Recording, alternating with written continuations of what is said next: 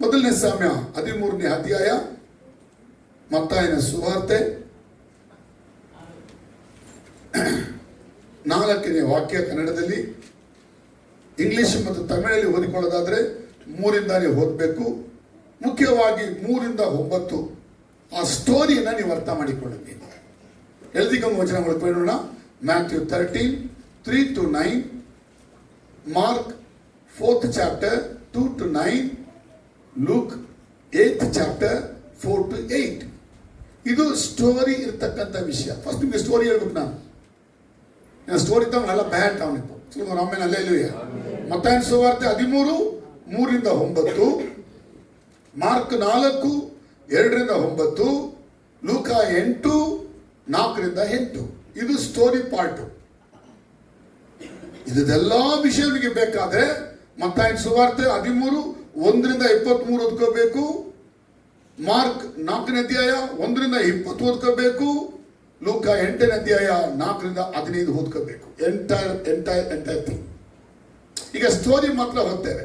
Story first ನಾವು ಓದ್ಕೊಳ್ಳೋಣ. ಎಲ್ಲರೂ ಕೂಡ ಗಮನ ಇಟ್ಟು ಕೇಳಿ. ಫಸ್ಟ್ ಸ್ಟೋರಿ ಕೇಳಿ. ಆಗ ಆತನು ಅವರಿಗೆ ಸಾಮ್ಯ ರೂಪವಾಗಿ ಅನೇಕ ಸಂಗತಿಗಳನ್ನು ಹೇಳಿದನು. ಹೇಗೆಂದರೆ, ಕೇಳಿರಿ, ಬಿತ್ತುವವನು ಬಿತ್ತುವುದಕ್ಕೆ ಹೊರಟನು. ಅವನು ಬಿತ್ತುವಾಗ ಕೆಲವು ಬೀಜ ದಾರಿಯ ಮಗುಲಲ್ಲಿ ಬಿದ್ದವು. ಹಕ್ಕಿಗಳು ಬಂದು ಅವುಗಳನ್ನು ತಿಂದು ಬಿಟ್ಟವು. ಒಂದು ನಿಮಿಷ ಇಲ್ಲಿ ಫಸ್ಟ್ ಏನಂತೆ, ಬೀಜ ಬಿತ್ತುವುದಕ್ಕಾಗಿ ಬಿತ್ತುವವನು ಹೊರಟನು. ಹೇಳಿ, ಬಿತ್ತುವುದಕ್ಕಾಗಿ ಬೀಜವನ್ನು ತೆಗೆದುಕೊಂಡು ಒಬ್ಬನು ಹೊರಟನು. ಒಬ್ಬ ಬೀಜ ಬಿತ್ತುವವನಿದ್ದಾನೆ. ಅವನ ಕೈಲಿ ಬೀಜಗಳಿದೆ. ಯಾಕೆ ಬೀಜ ಕೈ ಹಿಡಿದನು ಅಂತ ಹೇಳಿದ್ರೆ, ಅದು ಬಿತ್ತುವುದಕ್ಕಾಗಿ. ಕೈಯಲ್ಲಿ ಅಂದ್ರೆ ಇಷ್ಟೇ ಸಾಕಾಗಲ್ಲ. ನೀವು ಸ್ವಲ್ಪ ಈ ಟೈಮಲ್ಲಿ ನಿಮ್ಮ ವ್ಯವಸಾಯದ ಒಂದು ಕಾರ್ಯ ಯೋಚನೆ ಮಾಡಿಕೊಳ್ಳಬೇಕು. ಅಂದ್ರೆ ಸಿಸ್ಟಮ್ ಆಫ್ ಅಗ್ರಿಕಲ್ಚರ್, ಅದನ್ನು ಸ್ವಲ್ಪ ಯೋಚನೆ ಮಾಡಿಕೊಳ್ಳಬೇಕು. ರೈತ ಇಷ್ಟು ಬೀಜ ತೊಗೊಳೋದಾಗುತ್ತಾ? ರೈತ ಮಾಡ್ತಾನೆ, ಒಂದು ಚೀಲನ ಹಿಂಗೆ ಹಾಕೊಂಡು ಅದರಲ್ಲಿ ತುಂಬಾ ಬೀಜ ಇಟ್ಕೊಂಡಿರ್ತಾನೆ. ಅದರಲ್ಲಿ ತೆಗೆದು ಮಾಡ್ತಾನೆ, ಹಿಂಗೆ ಅವನು ಹಾಕ್ತಾನೆ. ಈ ರೀತಿ ಸ್ಕ್ಯಾಟರ್ ಮಾಡೋನಿಗೆ ಹೆಸರು ಸೋವರ್ ಅಂತೇಳಿ.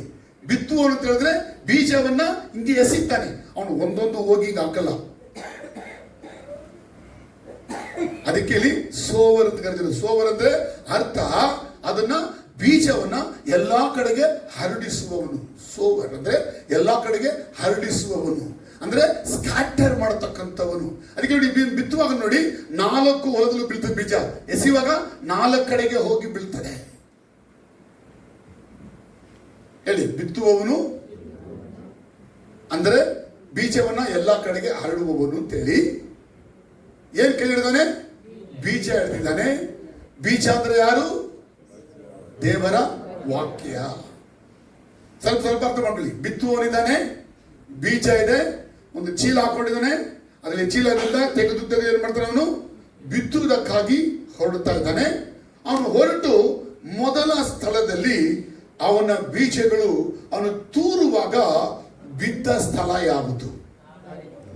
ದಾರಿಯ ಮಗ್ಗುಲಲ್ಲಿ ಕೆಲವು ಬೀಜಗಳು ಬಿದ್ದವು. ಸ್ವಲ್ಪ ಗಮನಿಸಿ ನೋಡಿ. ಯಾರಾದ್ರೂ ರೈತರಿಗೆ ಇದ್ರೆ ನೋಡ್ಬೋದು ಬೇಕಾದ್ರೆ, ಅಥವಾ ರೈತರ ಸಲಕರಣೆ ಹೋಗಿ ನೋಡಿ ನೀವು ಹೆಂಗಿರುತ್ತೆ ಅಂತೇಳಿ.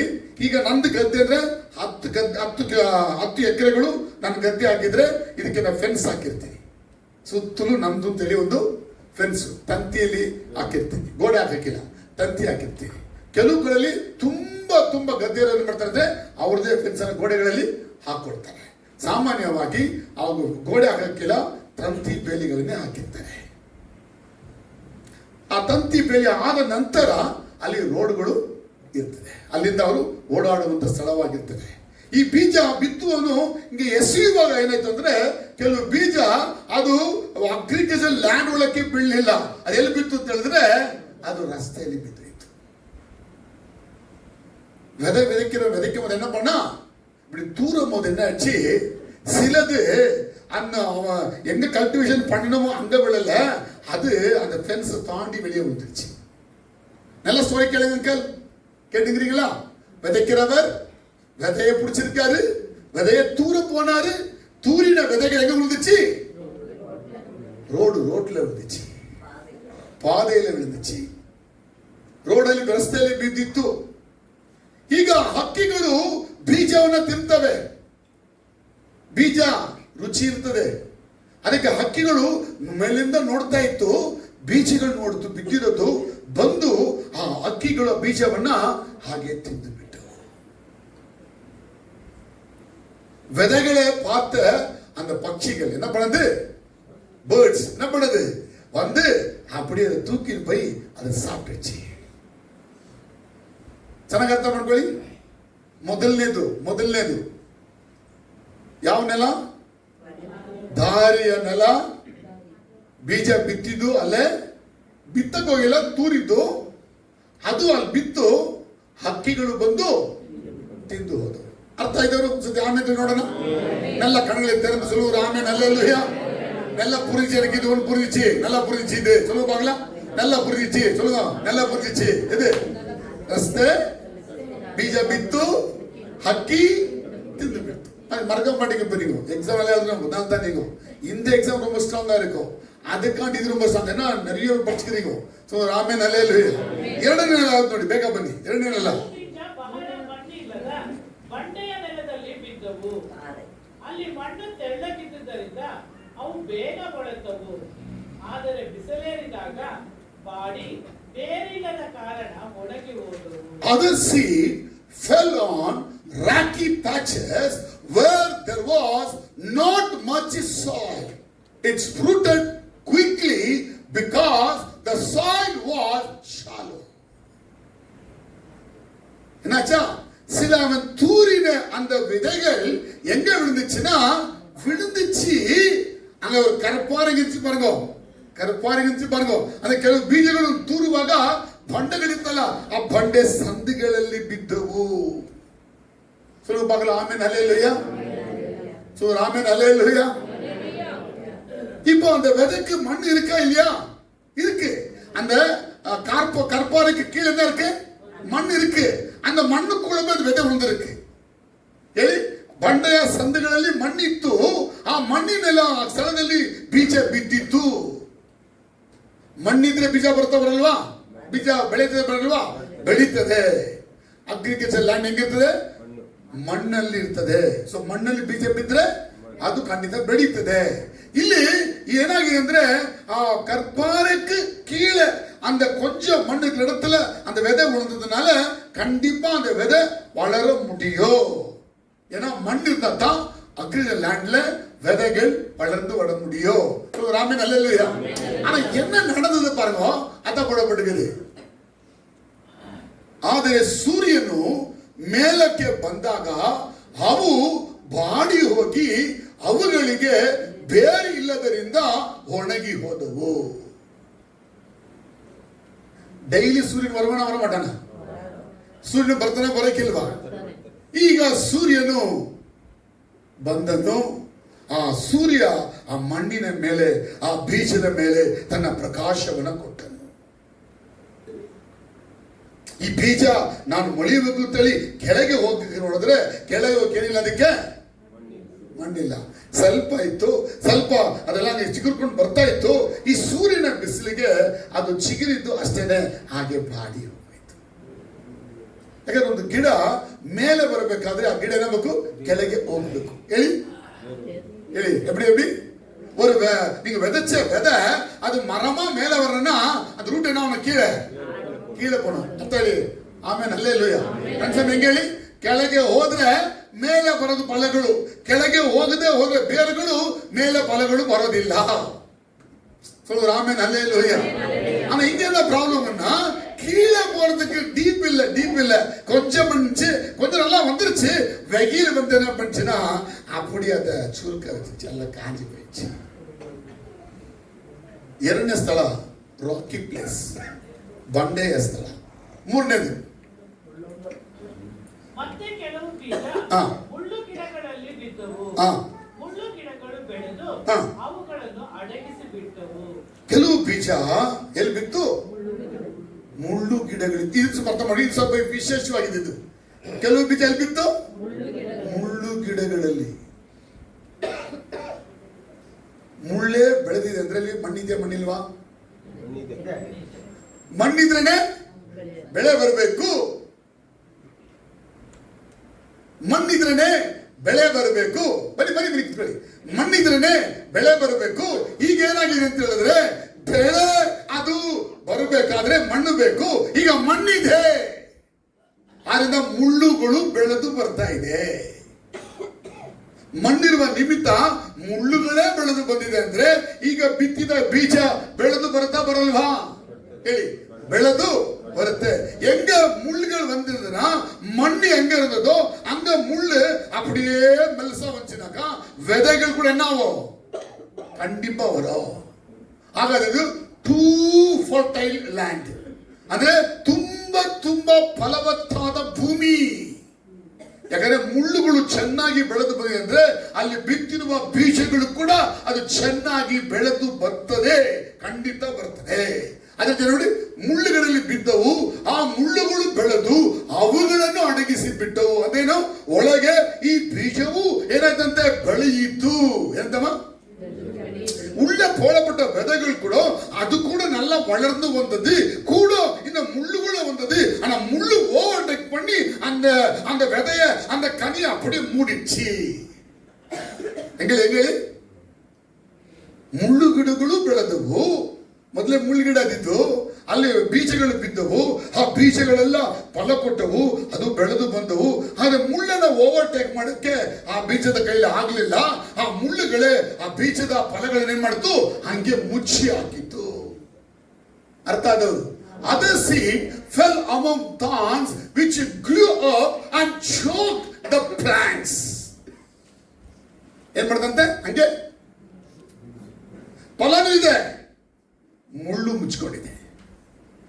ಈಗ ಫಲ ತೆಗೆಯಕ್ಕೆ ಆಗುತ್ತಾ? ತೆಗೆಯಕ್ಕೆ ಹೋದ್ರೆ ಮುಳ್ಳು ಚುಚ್ಚುತ್ತದೆ, ಅದರಿಂದ ಫಲ ತೆಗೆಯಕ್ಕಾಗಲ್ಲ. ಮುಳ್ಳುಗಳು ಆ ಫಲವನ್ನ ಮುಚ್ಚಿಕೊಂಡವು. ಇದು 3ನೇ ನೆಲ. 4ನೇದು, ಇನ್ನು ಕೆಲವು ಒಳ್ಳೆಯ ನೆಲದಲ್ಲಿ ಬಿದ್ದು, ಒಂದು 100ರಷ್ಟು, ಒಂದು 60ರಷ್ಟು, ಒಂದು 30ರಷ್ಟು ಫಲವನ್ನು ಕೊಟ್ಟವು. ಆದರೆ ಕೆಲವು ಬೀಜಗಳು ಮಾತ್ರ ಒಳ್ಳೆ ಫರ್ಟೈಲ್ ಲ್ಯಾಂಡ್ ಅಲ್ಲಿ, ಅಲ್ಲಿ ಮುಳ್ಳಿಲ್ಲ, ಅಲ್ಲಿ ಕಲ್ಲಿಲ್ಲ, ಅಲ್ಲಿ ದಾರಿನೂ ಇರಲಿಲ್ಲ, ಅದು ಒಳ್ಳೆ ನೆಲವಾದ ನಿಮಿತ್ತ ಅಲ್ಲಿ ಬಿದ್ದ ಬೀಜಗಳು ಅಲ್ಲಿ ಒಳ್ಳೆ ಫಲವನ್ನ ಕೊಟ್ಟವು. ಎಷ್ಟು ಫಲ ಅಂತ? 30, 60, 100. ಮತ್ತಾಯನ ಸುವಾರ್ತೆ ಓದುವಾಗ ಈ ಸುವಾರ್ತೆ ಹೇಗೆ ಓದ್ತೀರಿ ನೀವು? ಕನ್ನಡ ಓದ್ತೀರಾ ನೀವು? ಒಂದು 100, ಒಂದು 60, ಒಂದು 30. ಇದೇ ವಾಕ್ಯ ಮಾರ್ಕಲ್ಲಿ ಹೋದರೆ ರಿವರ್ಸ್ ಇರ್ತದೆ. ಹೆಂಗೆ ಹೇಳಿ? 30, 60, 100 ಡಿಫರೆನ್ಸ್ ಇರುತ್ತೆ. ಈಗ ಅದೆಲ್ಲ ಬೇಡ ನಮಗೆ, ಸ್ಟೋರಿ ಬಂದ್ಬಿಡೋಣ. ಸ್ಟೋರಿಗೆ ಹೇಳಿ, ಆಮೇಲೆ ಅಲ್ಲ ಇಲ್ಲ.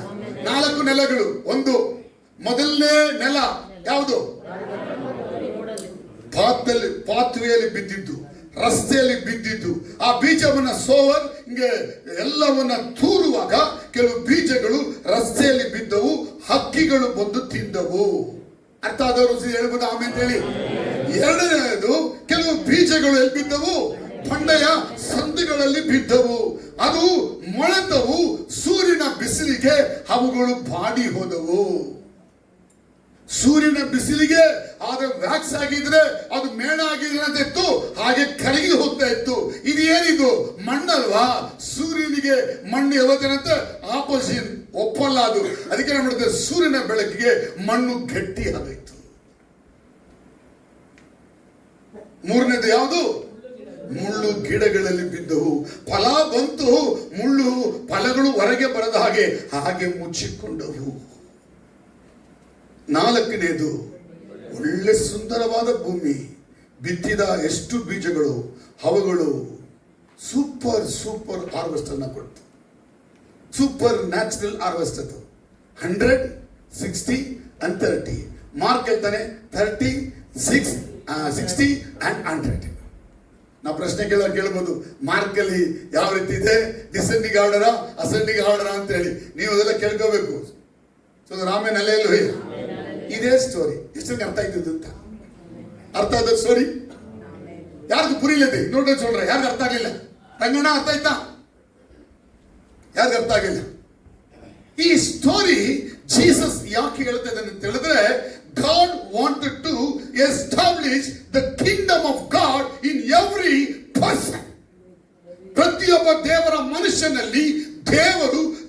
ದೇವರ ರಾಜ್ಯವನ್ನ ಸ್ಥಾಪನೆ ಮಾಡೋಕ್ಕಾಗಿ ಇಷ್ಟಪಡುತ್ತಾನೆ. ಆದರೆ ಮನುಷ್ಯರಲ್ಲಿ ದೇವರ ರಾಜ್ಯ ಇದೆಯಾ ಇಲ್ಲವಾ? ಮನುಷ್ಯರಲ್ಲಿ ದೇವರ ರಾಜ್ಯ ಇಲ್ಲ. ನಾ ಹೇಳ್ತಾ ಇರೋದು ಯಾವಾಗ? ಯೇಸು ಬಂದ ಕಾಲದಲ್ಲಿ. ಈಗ 2000 ವರ್ಷದಲ್ಲಿ ಯೇಸುವನ್ನು ನಾವು ಸ್ವೀಕಾರ ಮಾಡಿದಾಗ ನಮ್ಮಲ್ಲಿ ದೇವರ ರಾಜ್ಯ ಯೇಸು ತಂದೆ ಇಟ್ಟನು. ಈಗ ನಾವು ಸ್ವಲ್ಪ ಹಿಂಗೆ ಮಾಡೋಣ. ಯೇಸು ಈಗ ಬಂದವರೇ, ಈಗ ಯೇಸು ದೇವರ ರಾಜ್ಯವನ್ನು ನಮ್ಮಲ್ಲಿ ಸ್ಥಾಪನೆ ಮಾಡಿಲ್ಲ. ನಾವೀಗ ಬಂದಿದ್ದೀವಿ ಯೇಸು ಹತ್ರ ಮೀಟಿಗೆ. ಈಗ ಯೇಸು ಜೊತೆ ಮಾತಾಡ್ತಾ ಇದ್ದೇನೆ, ನಾನು ನಿಮ್ಮಲ್ಲಿ ದೇವರ ರಾಜ್ಯವನ್ನ ಸ್ಥಾಪನೆ ಮಾಡೋಕ್ಕಾಗಿ ಬಂದಿದ್ದೀನಿ. ചലോ സ്റ്റെപ്പ് ചലോ. தேவன் நமக்குள்ள தேவ ராஜ்யத்தை ஸ்தாபிக்க விரும்புகிறார். ஆனா நமக்குள்ள எந்த ராஜ்யம் இருக்குன்னா சாத்தானின் ராஜ்யம் இருக்கு. ಯಾಕಂದ್ರೆ we are slave to the sin. ನಾವು ಪಾಪಕ್ಕೆ ಗುಲಾಮರಾಗಿದ್ದೀವಿ. ನಾವು ಅನೀತಿಯಲ್ಲಿ ಸಂತೋಷ ಪಡ್ತೀವಿ. we rejoice in unrighteousness. ನಾವು ಅನೀತಿಯಲ್ಲಿ ಸಂತೋಷ ಪಡ್ತೀವಿ. ನಮಗೆ ದೇವರು ಅಂತ ಹೇಳಿದ್ರೆ ದೂರ ಇದ್ದಾನೆ. ನಮಗೆ ಬೇರೆ ಎಲ್ಲವೂ ಕೂಡ ಹತ್ತಿರದಲ್ಲಿ ಇದೆ. ಜೀಸಸ್ ಭೂಮಿಯಲ್ಲಿ ಇದ್ದಾಗ ಜನಗಳೆಲ್ಲರೂ ದೇವರನ್ನ ಅರಿಯದೇ ಇದ್ದರು. ರೋಮನ್ಸ್ಗಳಿಗೆ ದೇವರುಗಳು ಅವರೇ ಆಗಿದ್ದರು. ಗ್ರೀಕರುಗಳಿಗೆ ದೇವರು ಝಯಸ್ ದೇವರಾಗಿತ್ತು. ರೋಮನ್ ದೇವರು ಡಯಾನಾ ದೇವರಾಗಿತ್ತು. ಮಾತ್ರವಲ್ಲ, ಇಸ್ರಾಯೇಲರಿಗೆ ಎಲೋಹೀಮ್ ದೇವರಾಗಿದ್ದು ಕೂಡ ಎಲೋಹೀಮ್ ದೇವರನ್ನ ಅವರು ಬಿಟ್ಟು ಅವರು ಕೂಡ ವಿಗ್ರಹಗಳ ಆರಾಧನೆಗಳಿಗೆ ತೊಡಗಿಬಿಟ್ರು. ಬಹಳ ದೇವರನ್ನ ಆರಾಧಿಸಿದರು. ಜೀಸಸ್ ಭೂಮಿಯಲ್ಲಿದ್ದಾಗ ದೇವಾಲಯ ಇತ್ತು. ದೇವಾಲಯದಲ್ಲಿ ದೇವರು ಇದ್ರು ಅಂತ ಹೇಳಿದ್ರೆ ಅಲ್ಲಿ ದೇವರು ಇರಲಿಲ್ಲ. ಯಾಕೆ ಇರಲಿಲ್ಲ ಅಂತ ಹೇಳಿದ್ರೆ ಅಲ್ಲಿ ಸೇವೆ ಮಾಡಿದವರಾಗಲಿ, ಅಲ್ಲಿ ಹೋಗಿ ಬಲಿ ಸಲ್ಲಿಸಿದಂತ ಯಹೂದರಿಗಳಾಗಲಿ ಯೆಹೋವ ದೇವರನ್ನ ಮರೆತು ಬಿಟ್ಟಿದ್ದರು. People of God forgotten the creator God Jehovah. ದೇವರನ್ನೇ ಮರೆತು ಹೋದಂತ ಒಂದು ಸಂತತಿ, ದೇವರನ್ನು ಅರಿತ ಸಂತತಿ ಯಾರಂದ್ರೆ ಯಹೂದ್ಯರುಗಳು. ಈಗಲೂ ಕೂಡ ದೇವರನ್ನು ಅರಿತಿರೋರು ಎಷ್ಟು ಜನ? ಲೋಕದಲ್ಲಿ 800 ಕೋಟಿ ಜನಗಳಿದ್ದಾರೆ. ಎಷ್ಟು ಕೋಟಿ ಜನ, ಎಷ್ಟು ಜನಗಳ ಒಳಕ್ಕೆ ದೇವರು ಅರ್ಥ ಮಾಡಿಕೊಂಡಿದ್ದಾರೆ, ಅವರ ಒಳಕ್ಕೆ ದೇವರ ರಾಜ್ಯ ಇದೆ.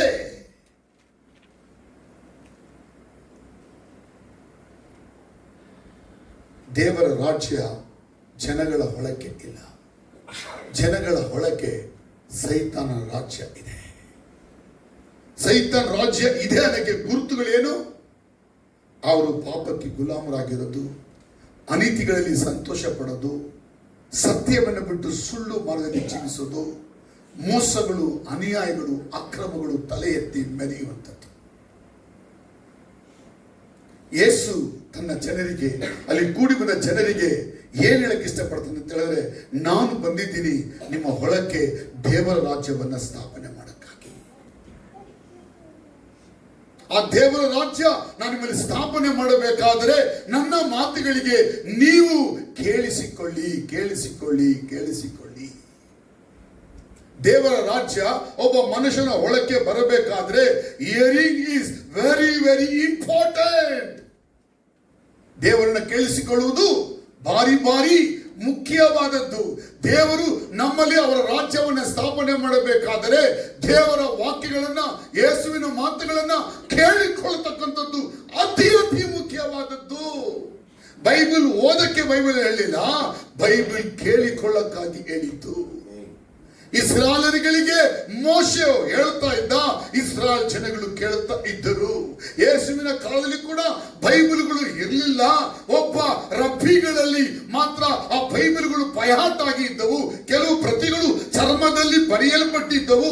ಈ ರೀತಿ ಕಂಡೆನ್ಸ್ಡ್ ಬೈಬಲ್ಗಳು ಯೇಸುವಿನ ಕಾಲದಲ್ಲಿ ಇರಲಿಲ್ಲ. ಅದು ನಾವೆಲ್ಲ ಆಶ್ರಯಿಸಲ್ಪಟ್ಟವು. We are blessed people. ಇವತ್ತು ನಮ್ಮ ಕೈಗಳೇನಿದೆ? Condensed Bible. ಅಂದ್ರೆ ಎಲ್ಲವನ್ನ ನಮ್ಮ ಕೈಯಲ್ಲಿ ಮಾಡಿ ಸೊಗಸಾಗಿ ಕೊಟ್ಟಿದ್ದಾರೆ. ಯೇಸುವಿನ ಕಾಲದಲ್ಲಿ ಚರ್ಮದಲ್ಲಿ ಆ ಎಲ್ಲವನ್ನ ಬರೆದು ಇಡ್ತಾ ಇದ್ರು. ಪೀಸ್ ಪೀಸ್ ಆಗಿ ಯಾವ್ದು ಓದ್ಬೇಕು ತೆಗೆದಂಗೆ ಓದ್ತಾ ಇದ್ರು. ಯಾರ ಮನೆಯಲ್ಲಿ ಕೂಡ ಬೈಬಲ್ ಇಲ್ಲ. ಬೈಬಲ್ ಎಲ್ಲ ಪ್ರಿಂಟಿಂಗ್ ಮಿಷಿನ್ ಬಂದ ಮೇಲೆ ಕಂಡುಹಿಡಿಯಲ್ಪಟ್ಟ ನಂತರವೇ ಅವುಗಳು ಬುಕ್ಗಳಾಗಿ ಬಂದಿರುವಂಥದ್ದು. Amen, hallelujah. ಆದರೆ ನಾನು ಯಹೂದಿಯಾಗಿದ್ದು ನನಗೆ ಬೈಬಲ್ ತಿಳ್ಕೋಬೇಕು, ನನಗೆ ತಾನಾಕ್ ಇಬ್ರಿಯರ ಒಂದು ಬೈಬಲ್ ತಾನಾಕ್ ತಿಳ್ಕೋಬೇಕು ಅಂತ ಹೇಳಿದ್ರೆ ಒಬ್ಬ teachers of the law scribe ಅನ್ನ ಕರೆಸಿ ಅವನ ಹತ್ರ ಒಂದು ಬೈಬಲ್ ನ ಬರೆಸ್ಕೋಬೇಕು. ಯಾಕಂತ ಹೇಳಿದ್ರೆ ಅವನಿಗೆ ಬೈಬಲ್ ಬೈ ಹಾರ್ಟ್ ಆಗಿ ಗೊತ್ತು. ಯಹೂದಿ ರಬ್ಬಿಗಳಿಗೆ ಬೈಬಲ್ ಬೈ ಹಾರ್ಟ್ ಆಗಿ ಗೊತ್ತು. 39 ಬುಕ್ಗಳನ್ನ ಆದಿಕಾಂಡದಿಂದ ಮಲಾಕ್ಯದಿಂದ ಅವರು ಬಡ ಬಡ ಬಡ ಅಂತ ಹೇಳ್ತಾ ಇದ್ರು. ಮಲಾಕ್ಯದಿಂದ ಆದಿಕಾಂಡದಿಂದ ರಿವರ್ಸ್ ಆಗಿ ಕೂಡ ಹೇಳ್ತಾ ಇದ್ರು. ನನಗೊಂದು ಬೈಬಲ್ ಬೇಕಂದ್ರೆ ಅವರಿಗೆ ಕರೆಸಿ ಕಾಸು ಕೊಟ್ಟು ಬರ್ಸ್ಕೋಬೇಕು. ಭಾನುವಾರ ಶನಿವಾರಗಳಲ್ಲಿ ಸಬ್ಬದಿನಗಳಲ್ಲಿ ಅಲ್ಲಿ ಓದುವಾಗ ನಮ್ಮ ಬೈಬಲ್ ತಗೊಂಡೋಗಿ ಅವ್ರು ಹೇಳಿದ ಸರಿನಾ ತಪ್ಪಂದ ಗುರ್ತಿಸ್ಕೊಳ್ಬೇಕು. ಎಲ್ಲಾರ ಮನೆಯಲ್ಲಿಯೂ ಬೈಬಲ್ ಇರಲಿಲ್ಲ ಅವತ್ತು. ಅರ್ಥ ಆದರೂ ಅನ್ಸುತ್ತೆ. ಆಮೇನ್ ಎಲ್ಲ சொல்லி ಬರೋರು ಆಮೇನ್ ಹಲ್ಲೆಲೂಯಾ. ಆಮೇನ್ ಹಲ್ಲೆಲೂಯಾ. ಕೂಡ ಆಮೇನ್ ಹಲ್ಲೆಲೂಯಾ. ಎಲ್ಲ ವೈರಾಗ್ಯ சொல்லி ಬರೋರು ಆಮೇನ್ ಹಲ್ಲೆಲೂಯಾ. ಆಮೇನ್ ಹಲ್ಲೆಲೂಯಾ. ಕ್ರಿಸ್ತ ಸಭೆ ಇವತ್ತು ತುಂಬಾ ಆಶೀರ್ವದಿಸಲ್ಪಟ್ಟಿದೆ. ಯಾಕಂದ್ರೆ ದೇವರ ವಾಕ್ಯಗಳನ್ನ ದೇವರು ನಮ್ಮ ಕೈಗಳಲ್ಲಿ ಬುಕ್ಕಾಗಿ ಕೊಟ್ಟಿದ್ದಾನೆ. ಆಗ ಕೇಳಿಕೊಳ್ಳುವಂಥದ್ದು ಮಾತ್ರ ಇಂಪಾರ್ಟೆನ್ಸ್ ಇತ್ತು. ಯೇಸು ಸ್ವಾಮಿ ಅದನ್ನು ಹೇಳ್ತಾನೆ, ನನ್ನ ಮಾತುಗಳನ್ನ ನೀವು ಚೆನ್ನಾಗಿ ಕೇಳಿಕೊಳ್ಳ್ರಿ. ಲೂಕ 8:18 ಹೇಳ್ತದೆ, ಲೂಕ್ 8:18 ಹೇಳುತ್ತೆ, ಕಿವಿಗೊಡುವ ವಿಷಯದಲ್ಲಿ ಜಾಗರೂಕರಾಗಿರಿ. ಏನಪ್ಪಣ್ಣಮ್ಮ, ಕಿವಿ ಕೊಡುವಂತ ವಿಷಯದಲ್ಲಿ ನಾವು ಹೆಂಗಿರಬೇಕು? ಜಾಗರೂಕರಾಗಿರಬೇಕು. ಯಾಕೆ? ನಾವು ಹೆಂಗೆ ಕೇಳ್ಕೊಳ್ತೀವಿ ಹಂಗೆ ನಾವು ತಿಳ್ಕೊಳ್ಳಕ್ಕೆ ಆಗುತ್ತೆ. ನಾವು ಕೇಳಿಕೊಳ್ಳಿಲ್ಲ ಅಂದ್ರೆ ಏನಾಗಲ್ಲ, ತಿಳ್ಕೊಳ್ಳಕ್ಕೆ ಆಗಲ್ಲ. ಓದಿದ್ರಾ?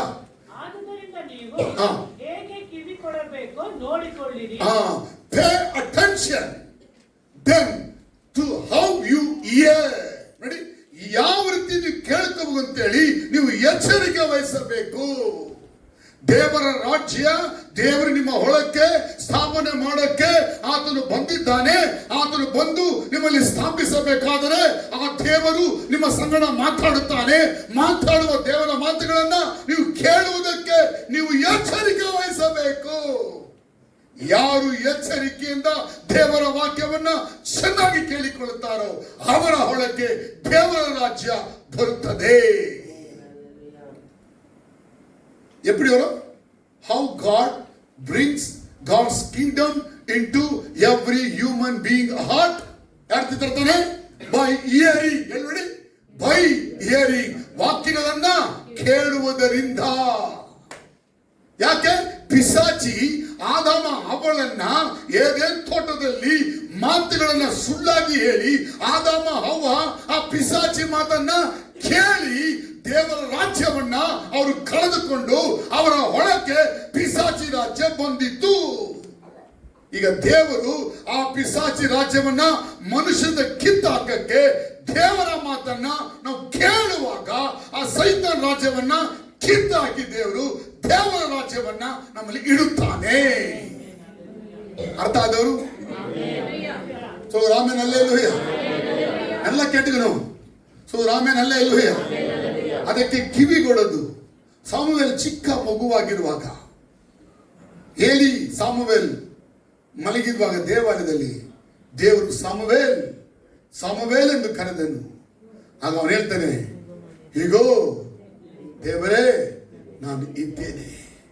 ಅಬ್ರಹಾಮ ಅಂತ ಕರೆದ್ರೆ, ಸ್ವಾಮಿ ನಾನು ಇಲ್ಲಿ ಇದ್ದೇನೆ. ಅವನು ಕಿವಿಗೊಟ್ಟರು. ಹಾಗೆ ಕ್ರೈಸ್ತ ಸಭೆಗಳಿಗೆ ದೇವರು ಪ್ರಕಟಣೆ ಪುಸ್ತಕದಲ್ಲಿ ಸುಮಾರು 7 ಬಾರಿ ಹೇಳಿದ್ದಾನೆ. ಏನಂತೆ? ಪ್ರಕಟಣೆ 2:7 ಕಿವಿ ಉಳ್ಳವನು ಕೇಳಿಕೊಳ್ಳತಕ್ಕದ್ದು. ಹೇಳಿ, ಕಿವಿ ಉಳ್ಳವನು ಕೇಳಿಕೊಳ್ಳತಕ್ಕದ್ದು. ಹೇಳಿ ಬಾಯಿಂದ, ಕಿವಿ ಉಳ್ಳವನು ಕೇಳಿಕೊಳ್ಳತಕ್ಕದ್ದು. ಕಾದುಳ್ಳವನ್ ಕೇಟ್ಕ ಕಡವುದು. ಎಲ್ಲಿ ನೋಡಿ, ಕಾದುಳ್ಳವನ್ ಕೇಟ್ಕ ಕಟ್ಟುವುದು. Those who have ears, let them hear what the Spirit is saying. எப்படி ಯಾರಿಗೆ ಕಿವಿ ಇದೋ ಅವ್ರಿಗೆ ಕೇಳಿಕೊಳ್ಳತಕ್ಕಂಥದ್ದು. ಹಾಗಾದ್ರೆ ದೇವರ ರಾಜ್ಯವನ್ನ ದೇವರು ಎಲ್ಲರ ಒಳಗೆ ಸ್ಥಾಪಿಸಬೇಕು, 800 ಕೋಟಿ ಒಳಗೂ ಸ್ಥಾಪಿಸಬೇಕೆಂಬುದು ದೇವರ ಆಸೆ. ಆದರೆ ಆ ರಾಜ್ಯ ತರಬೇಕಾದರೆ ಯಾರು ಕೇಳಿಕೊಳ್ತಾರೋ ಅವರೊಳಕ್ಕೆ ಮಾತ್ರ ಬರ್ತದೆ. ಕೇಳಿಕೊಳ್ಳೋರು ಇಲ್ಲದೆ ಹೋದರೆ ದೇವರ ರಾಜ್ಯ ಅವರ ಒಳಕ್ಕೆ ಬರೋದಿಲ್ಲ. ಅರ್ಥ ಆಗಿಲ್ಲ ಯಾರಿಗೂ? எப்படி எப்படி எப்படி யாருக்கு காது இருக்குதோ அவங்களுக்கு கேட்டதான் அவங்களுக்குள்ள ராஜ்யபாரம் வரும். யாரு கேட்கலையோ அவங்களுக்குள்ள ராஜ்யபாரம் வராது.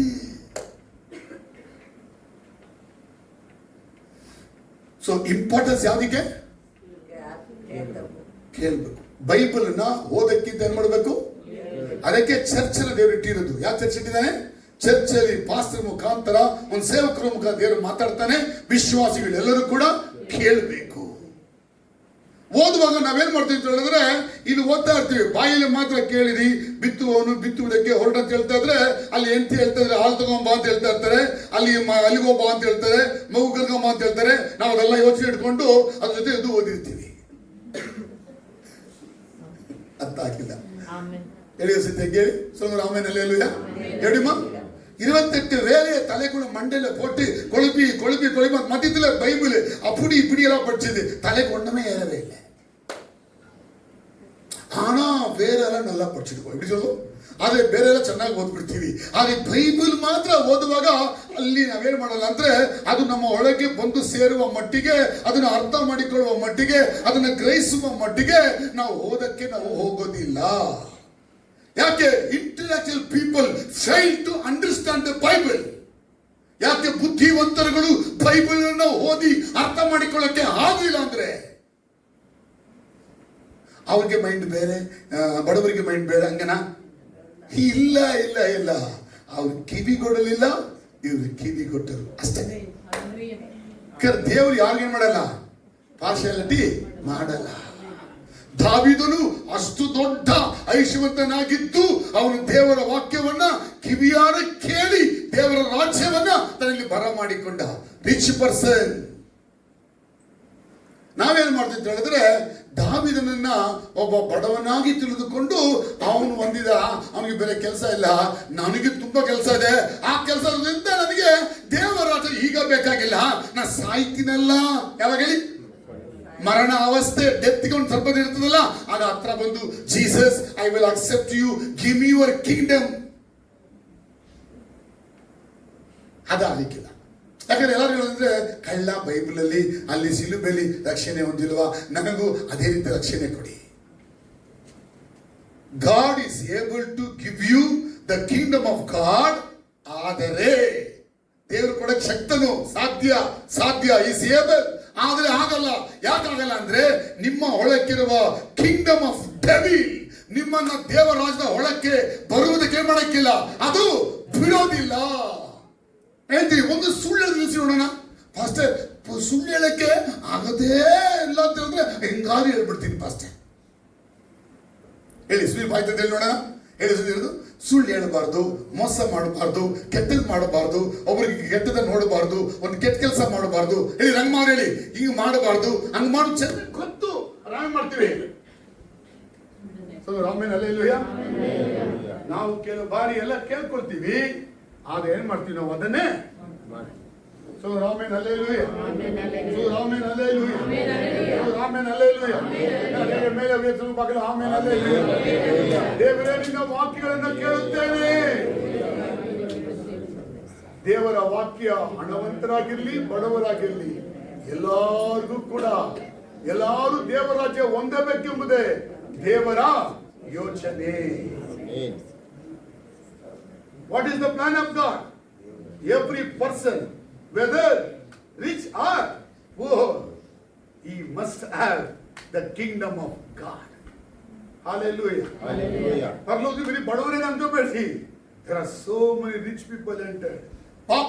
ಪೌಲ್ ಯಾರು? Paul very richest person, double doctorate ಆಗಲು ಪಡೆದವನು. ತಾನ್ಸಾ university, one of the greatest university ಆ ಪೌಲನ ಕಾಲದಲ್ಲಿ, ಅಲ್ಲಿ ಡಬಲ್ ಡಾಕ್ಟರೇಟ್ ಮಾಡಿದವನು. ಅವನು ಪರಲೋಕದಲ್ಲಿ ದೊಡ್ಡ ಘನವಾದ ಉದ್ಯೋಗ ಹೊಂದಿದ್ದಾನೆ. ನಾವೇ ಬಿಡ್ತೀವಿ, ಆ ಐಶ್ವರ್ಯರಿಗೆ ಪರಲೋಕ ರಾಜನೇ ಸಿಗಕ್ಕಿಲ್ಲ. ಅದು ನಾವೇ ಹೇಳೋದು. Kingdom of god for every person. ಆದರೆ ಅದು ಸಿಗೋದು ಹೆಂಗ್ ಸಿಗುತ್ತೆ? ಜನ ಕಿವಿಗೊಟ್ಟು ಕೇಳಬೇಕು. ಯಾಕೆ ಕೇಳಬೇಕು? ಚೆನ್ನಾಗಿ ಕೇಳಿದರೆ ಅದನ್ನ ಅರ್ಥ ಮಾಡಿಕೊಳ್ಳಬಹುದು. ಹೇಳಿ, ಎದಕ್ಕೆ ಕೇಳನು? ನೆಲ್ಲ ಪುರಿಂದುಕೊಳ್ಳುವುದಕ್ಕೆ. ವೈ ವಿ ಮಸ್ಟ್ ಹಿಯರ್ ಅಂದರೆ ವಿ ಮಸ್ಟ್ ಅಂಡರ್ಸ್ಟ್ಯಾಂಡ್ ಇಟ್. ಅಂದರೆ ದೇವರನ್ನ ವಿಷಯಗಳನ್ನ ಕೇಳಿದರೆ ನಾವು ಅರ್ಥ ಮಾಡಿಕೊಳ್ಳಕ್ಕೆ ಆಗುತ್ತೆ. ಇವತ್ತು ಕ್ರಿಶ್ಚಿಯಾನಿಟಿಲಿರುವಂತ ಒಂದು ದೊಡ್ಡ ತೊಂದರೆ ಅಂತ ಹೇಳಿದ್ರೆ, ಎಲ್ಲರೂ ಬೈಬಲ್ ಹೋಗ್ತಾರೆ, ಬೈಬಲ್ ಕೇಳ್ತಾರೆ, ಆದರೆ ಅರ್ಥ ಮಾಡಿಕೊಳ್ಳಲ್ಲ. Understanding is the problem. ಹೇಳಿ, ದೇವರ ವಾಕ್ಯವನ್ನ ಗ್ರಹಿಸಿಕೊಳ್ಳುವಂತ ವಿಷಯದಲ್ಲಿ ಕ್ರೈಸ್ತ ಸಮುದಾಯ ಏನಾಗಿದೆ? ಸೋತು ಹೋಗಿದೆ. ಅದಕ್ಕೆ ದೇವರ ರಾಜ್ಯ ನಮ್ಮ ಒಳಕ್ಕೆ ಬಂದರೂ ಕೂಡ ದೇವರಿಗಾಗಿ ನಾವೇನು ಮಾಡಕ್ಕಾಗದೆ ನಾವೇನ್ ಮಾಡ್ತಾ ಇದ್ದೀವಿ ಅಂತ ಹೇಳಿದ್ರೆ ಸೈತಾನ್ ರಾಜ್ಯಕ್ಕೆ ಸಪೋರ್ಟ್ ಮಾಡ್ತಾ ಇದ್ದೀವಿ. Knowingly unknowingly. We are not under the kingdom of devil, even though we are doing the ministry of devil. ಯಾಕೆ ಅಂತ ಹೇಳಿದ್ರೆ ನಮಗೆ ಗೊತ್ತಿಲ್ಲ. ಅದು ದೇವರ ವಾಕ್ಯ ಚೆನ್ನಾಗಿ ತಿಳಿದುಕೊಂಡರೆ, ಚೆನ್ನಾಗಿ ಕೇಳಿಕೊಂಡರೆ, ಚೆನ್ನಾಗಿ ಗ್ರಹಿಸಿಕೊಂಡರೆ ಸೈತಾನ್ ರಾಜ್ಯವನ್ನ ದೇವರು ನಮ್ಮ ಒಳಕೆಯಿಂದ ಕಿತ್ತು ನಾಶ ಮಾಡ್ತಾನೆ. ದ ಫೋರ್ಮೋಸ್ಟ್ ಇಂಪಾರ್ಟೆಂಟ್ ಥಿಂಗ್ ಯಾವ್ದಾಗದೆ? ಇದು ನಮ್ಮ ಮುಖ್ಯವಾನದೆ. Bible ಓದ್ಬೇಕಾ, Bible ಕೇಳಬೇಕಾ? நல்ல கேட்கணும். வார்த்தைகளை நல்ல கவனித்து நல்ல ಕೇಳணும், நல்ல புரியணும். ನಮ್ಮ ಸಭೆಗೆ ಬರುವಂತ ಪ್ರತಿಯೊಂದು ವ್ಯಕ್ತಿ ಕೂಡ ಬೈಬಲ್ ಅನ್ನ ಚೆನ್ನಾಗಿ ಅರ್ಥ ಮಾಡಿಕೊಳ್ಳಬೇಕು. ಇಲ್ಲೇನಾಯ್ತು? ಮೊದಲನೇ ಇದರಲ್ಲಿ ದೇವರು ಬೀಜವನ್ನ ಬಿತ್ತಿದ. ಬೀಜ ಯಾರು? God's word. ಬಿತ್ತುವವನು ಯಾರು? Who is the sower? Son of God. ಅರ್ಥ ಆಯ್ತು? ಎಲ್ಲಿ ಬಿತ್ತಿದ್ದಾನೆ? ದಾರಿಯಲ್ಲಿ, ಪಾತ್ವೆಯಲ್ಲಿ ಬಿತ್ತಿದ್ದಾನೆ. ಅದೇನು ಅರ್ಥ ಹಾಗಾದ್ರೆ? ಆ ಪಾತ್ವೆಯಲ್ಲಿ ಏನಿಲ್ಲ? ಮಣ್ಣಿಲ್ಲ. ಒಂದು ಬೀಜ ಬರಬೇಕಾದ್ರೆ ಮಣ್ಣಿರ್ಬೇಕಾಗಿತ್ತು. ಆದರೆ ಮೊದಲನೇ ಸ್ಥಳದಲ್ಲಿ ಬೀಜ ಬಿತ್ತಿದ್ರೆ ಮಣ್ಣಿಲ್ಲದ ಭೂಮಿ, ಗಟ್ಟಿ ಭೂಮಿ, ಹಾರ್ಡ್. ಅದೇನು ಅರ್ಥ ಹಾಗಾದ್ರೆ? ಕೆಲವು ಜನಗಳು ದೇವರ ವಾಕ್ಯಗಳನ್ನ ಕೇಳುತ್ತಾರೆ, ಆದರೆ ಆ ವಾಕ್ಯಗಳನ್ನ ಅವರು ಗ್ರಹಿಸಿಕೊಳ್ಳಕ್ಕೆ ಇಷ್ಟಪಡೋದಿಲ್ಲ. ಬೈಬಲ್ ಕೇಳ್ತಾರೆ, ಇನ್ನೂ ಕೇಳ್ತಾರೆ, ಆ ವಾಕ್ಯನ ತಮ್ಮ ಹೃದಯದಲ್ಲಿ ತಕೊಂಡು ಅದು ನಮಗೆ ಅಂತ ಹೇಳಿ ಅವರೆಲ್ಲ ಇಟ್ಕೊಂಡು ಆ ವಾಕ್ಯನ ಇಟ್ಕೊಂಡು ಚೆನ್ನಾಗಿ ಅರ್ಥ ಮಾಡಿಕೊಂಡು ಆ ದೇವರ ರಾಜ್ಯ ನಮ್ಮಲ್ಲಿ ಬರಬೇಕು ಅಂತೇಳಿ ಬಯಸೋದಿಲ್ಲ.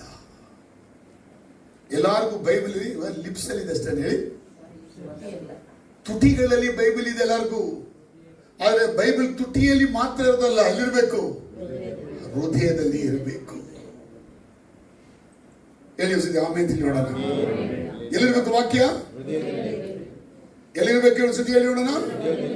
119ನೇ ಕೀರ್ತನೆ 11ನೇ ವಾಕ್ಯ, Psalm 119 11th verse. ಕೀರ್ತನೆ 119 11ನೇ ವಾಕ್ಯ. 119. ನಿನಗೆ ವಿರುದ್ಧವಾಗಿ ಪಾಪ ಮಾಡದಂತೆ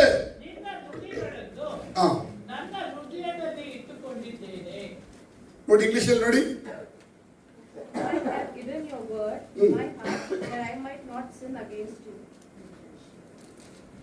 ವಾಕ್ಯ ಎಲ್ಲಿದೆ?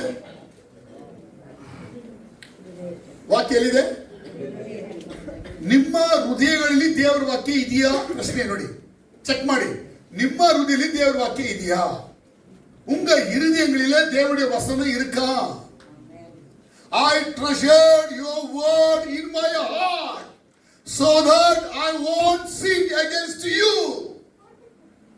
ಇಂಗೆ ನೋಡಿ, ಕೇಳಿ, ದೇವರ ನಿನ್ನ ವಾಕ್ಯಗಳು ನನ್ನ ಹೃದಯದಲ್ಲಿ ಇದೆ ಇರಬೇಕು. ಹೇಳಿ, ವಾಕ್ಯ ಇರಬೇಕಾದ್ರೆ ಕೇಳಿದ ವಾಕ್ಯಗಳನ್ನ ಕೇಳಿದ ವಾಕ್ಯಗಳನ್ನ ಅಂಡರ್ಸ್ಟ್ಯಾಂಡ್ ಮಾಡ್ಕೋಬೇಕು, ಗ್ರಹಿಸಬೇಕು. ಗ್ರಹಿಸಿದ ವಾಕ್ಯಗಳನ್ನ ಏನ್ ಗ್ರಹಿಸಿಕೊಂಡು ಅದು ಮತ್ತವ್ರ ಜೊತೆ ಮಾತಾಡಬೇಕು. ಯಾರ ಜೊತೆ ಮಾತಾಡ್ತಾ ಬರ್ತಾ ಇದೀವೋ ಆ ವಾಕ್ಯಗಳು ನಮ್ಮ ಮೆಮೊರಿಗೆ ತರಬೇಕು. ಯಾವ್ದನ್ನ ವಾಕ್ಯ ಮೆಮೊರಿಗೆ ತರ್ತೀವೋ ಅದನ್ನ ಮೈಂಡಿಗೆ ತರಬೇಕು. ಮೈಂಡಿಗೆ ಯಾವ್ದನ್ನ ತರ್ತೀವೋ ಅದನ್ನ ಕೈಗೊಂಡು ನಡಿಬೇಕು. ಅರ್ಥ ಆಯ್ತು. ನಾವೇನ್ ಮಾಡ್ತೀವಿ ಹೇಳಿದ್ರೆ ಬೇರೆ ಕೇಳ್ಕೊಂಡ್ವಿ, ಲಿಪ್ಸ್ ಅಲ್ಲಿ ಇಟ್ಕೊಂಡ್ವಿ, ಹೃದಯಕ್ಕೆ ಇಟ್ಕೊಳ್ಳಿಲ್ಲ. ಅದೇನ್ ಮಾಡ್ಲಿಲ್ಲ, ನಾವು ಅದನ್ನ ಹೃದಯದಲ್ಲಿ ಇಟ್ಕೊಂಡು ಮೆಡಿಟೇಟ್ ಮಾಡ್ಲಿಲ್ಲ, ಇನ್ನೊಬ್ರಿಗೂ ಹೇಳಲಿಲ್ಲ, ಮೆಮೊರಿಗೂ ತರಲಿಲ್ಲ, ಮೈಂಡ್ಗೂ ತರಲಿಲ್ಲ, ಲೈಫ್ ಅಲ್ಲೂ ಬರಲಿಲ್ಲ. ಹಾಗಾದ್ರೆ ಭೂಮಿಯ ಬಹು ಸಂಖ್ಯೆ 4 ನೆಲ ಅಂತ ಹೇಳಿ ವರ್ಲ್ಡ್ ಅಲ್ಲಿ 4 ಪಾರ್ಟ್, ಅದರಲ್ಲಿ ಒಂದು ಪಾರ್ಟ್ ಜನ ಹೇಳಿ ಭೂಮಿಗೆ ಒಂದು ಪಾರ್ಟ್ ಜನ ಅಂದ್ರೆ 800 ಕೋಟಿಯಲ್ಲಿ 200 ಕೋಟಿ ಜನಗಳು ಏನ್ ಮಾಡಕ್ಕಿಲ್ಲ, ವಾಕ್ಯ ಬರೀ ಎಲ್ಲರಿಗೂ ಲಿಪ್ಸ್ ಹಾರ್ಟ್ ಅಲ್ಲಿ ಬರಕ್ಕೆ ಯಾರೇನ್ ಮಾಡಕ್ಕಿಲ್ಲ. ಯಾಕಂದ್ರೆ ಹಾರ್ಟ್ ಬಂದ್ರೆ ಹಾರ್ಟ್ ಬದಲಾಗೋಯ್ತದೆ. ಈ ಹಾರ್ಟ್ ಅನ್ನೋದು ನಮಗೆ ಹಾರ್ಟ್ ಅಲ್ವಾ, ಆದ್ರೆ ಹೀಬ್ರದಲ್ಲಿ ಹಾರ್ಟ್ ಅಂದ್ರೆ ಹಾರ್ಟ್ ಅಲ್ಲ, ಆತ್ಮ. ನಮ್ಮ ಟ್ರಾನ್ಸ್ಲೇಷನ್ ಔಟ್ರಾನ್ಸ್ಲೇಷನ್ ತುಂಬಾ ತಪ್ಪು, ಅದಕ್ಕೆ ನಾವು ಸ್ವಲ್ಪ ಹೀಬ್ರಿ ಓದ್ಕೋಬೇಕು. ಹೀಬ್ರಿಯಲ್ಲಿ ನೆಫೇಶ್ ಹೇಳಿ, ನೆಫೇಶ್ ಅಂದ್ರೆ ಆತ್ಮ. ಆತ್ಮದಲ್ಲೇ ದೇವರ ವಾಕ್ಯಗಳು, ದೇವರು ತಂಗುವ ಸ್ಥಳ. ಆ ಸ್ಥಳದಲ್ಲಿ ದೇವರ ವಾಕ್ಯ ಮತ್ತು ದೇವರು ತಂಗದೆ ಹೋದ್ರೆ ಪಿಶಾಚಿ ಅವನ ಸುಳ್ಳುಗಳು ವಾಸ ಮಾಡ್ತದೆ. ಯಾಕೆ ಈ ನೆಫೇಶ್ ಆತ್ಮ ಸೋಲಲ್ಲಿ ಈ ವಾಕ್ಯ ವಾಸ ಮಾಡಬೇಕಂದ್ರೆ, ವಾಕ್ಯ ನೆಫೇಶ್ ಆತ್ಮಲ್ಲಿ ವಾಸ ಮಾಡಿದರೆ ಈ ಆತ್ಮ ದೇವರ ಬಳಿಗೆ ಹೋಗ್ತದೆ. ನೆಫೇಶ್ ಅಲ್ಲಿ ದೇವರ ವಾಕ್ಯ ಇಲ್ಲ, ಪಿಶಾಚಿ ಸುಳ್ಳುಗಳಿದ್ರೆ ಆ ಆತ್ಮ ಸೋಲ್ ಪರಲೋಕಕ್ಕೆ ಹೋಗಲ್ಲ, ನರಕಕ್ಕೆ ಹಂಗೆ ಹೊರಟೋಗ್ತದೆ. ಯಾಕೆ ಹೋಗುತ್ತೆ ಅಂತ ಹೇಳಿದ್ರೆ ನೆಫೇಶ್ ಅಲ್ಲಿ ಕಿಂಗ್ಡಮ್ ಆಫ್ ಗಾಡ್ ಇಲ್ಲ, ಕಿಂಗ್ಡಮ್ ಆಫ್ ಡೆವಿಲ್ ಇದೆ. ಅರ್ಥ ಅದು.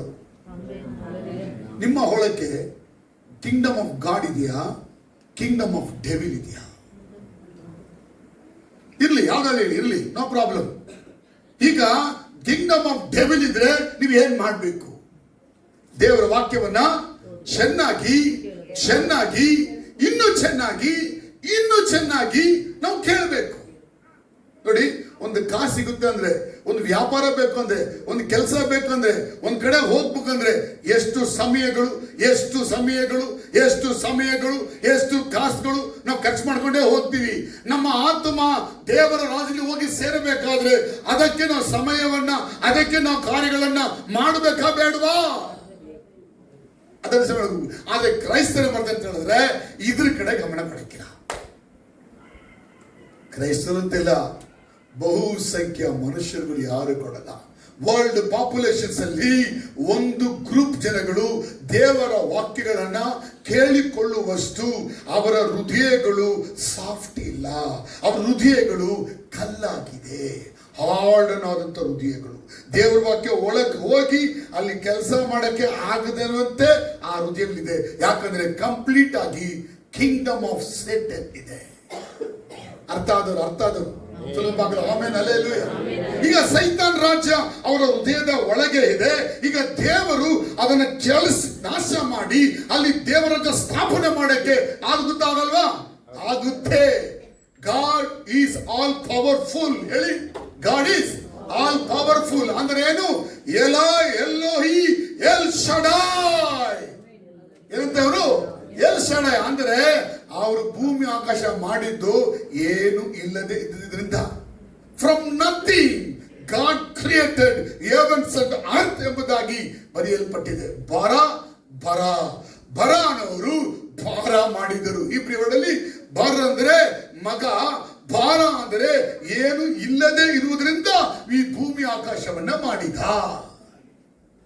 ಅಂತ ದೇವರಿಗೆ ನಮ್ಮಲ್ಲಿ ದೇವರ ತರೋದಕ್ಕೆ ಸಾಧ್ಯನೇ ಇಲ್ವಾ? ಆದ್ರೆ ವಾಕ್ಯವನ್ನ ನಾವು ಕೇಳದೆ ಹೋದ್ರೆ, ಗ್ರಹಿಸದೆ ಹೋದ್ರೆ, ಪಿಶಾಚಿ ಎಷ್ಟು ಕ್ಲೆವರ್ ಇದೆ ಅಂತ ಹೇಳಿದ್ರೆ, ಅವನ ರಾಜ್ಯವನ್ನ ಮನುಷ್ಯರುಗಳು ಕೆಟ್ಟಿದ್ದಾನಲ್ಲ, ಆ ರಾಜ್ಯವನ್ನ ಅವನು ಅಲ್ಲಿಂದ ತೆಗೆಯಕ್ಕೆ ಅವನು ಮಾಡಲ್ಲ, ಅವನು ಇಷ್ಟಪಡಲ್ಲ. ಅದು ಹಂಗೆ ಇರೋಕ್ಕೆ ಏನ್ ಮಾಡ್ತಾನೆ, ಯಾರೆಲ್ಲ ವಾಕ್ಯ ಕೇಳ್ತಾರೋ ಕೇಳ್ಕೊಳ್ಳಿ ಅಂತ ಸುಮ್ಮನೆ ಬಿಡಕ್ಕಿಲ್ಲ. ವಾಕ್ಯ ಕೇಳ್ತಾ ಇದ್ದಂಗೆನೆ ಅದನ್ನ ತಿನ್ಬಿಡ್ತಾನೆ ಹಂಗೆ ಕಬ ಅಂತ. ಯಾಕಂದ್ರೆ ನಮ್ದು ಪ್ರಾಬ್ಲಮ್ ಕೇಳ್ತೀವಿ, ಗ್ರಹಿಸೋದಿಲ್ಲ. ಹೇಳ್ತೀನಿ, ಚರ್ಚ್ ಅಂದ್ರೆ ಯೇಸು ಕ್ರಿಸ್ತನ ಮಗನು ಮಗಳು ಅಂದ್ರೆ ದೇವರ ವಾಕ್ಯಕ್ಕೆ ನಿಮ್ಮ ಲೈಫ್ ಅಲ್ಲಿ ಇಂಪಾರ್ಟೆನ್ಸ್ ಕೊಡಬೇಕು. ಹಣಕ್ಕಲ್ಲ, ಕೆಲಸಕ್ಕಲ್ಲ, ಈ ಲೋಕದ ಕಾರ್ಯಗಳಿಗಲ್ಲ, ನಿಮ್ಮ ನಿತ್ಯ ಜೀವನಗಳಿಗೆ ಬೇಕಾದಂತ ಆ ವಾಕ್ಯಗಳಿಗೆ ನೀವು ಇಂಪಾರ್ಟೆನ್ಸ್ ಕೊಡಬೇಕು. ಆ ಇಂಪಾರ್ಟೆನ್ಸ್ ವಾಕ್ಯಗಳು ಕೊಡುವಾಗ ಆ ವಾಕ್ಯಗಳನ್ನ ನೀವು ಅರ್ಥ ಮಾಡಿಕೊಳ್ಳಕ್ಕಾಗಿ ಪ್ರಯತ್ನ ಪಡ್ತೀರಾ. ಅರ್ಥ ಮಾಡಿಕೊಳ್ಳದೆ ಹೋದ್ರೆ ಪಿಶಾಚಿ ಅರ್ಥ ಮಾಡಿಕೊಳ್ಳಕ್ಕೆ ಬಿಡೋದಿಲ್ಲ. ಕಳ್ಳ ಅವನು ಬೀಜ ತಿಂದಾಕಕ್ಕೆ ಇರೋದು.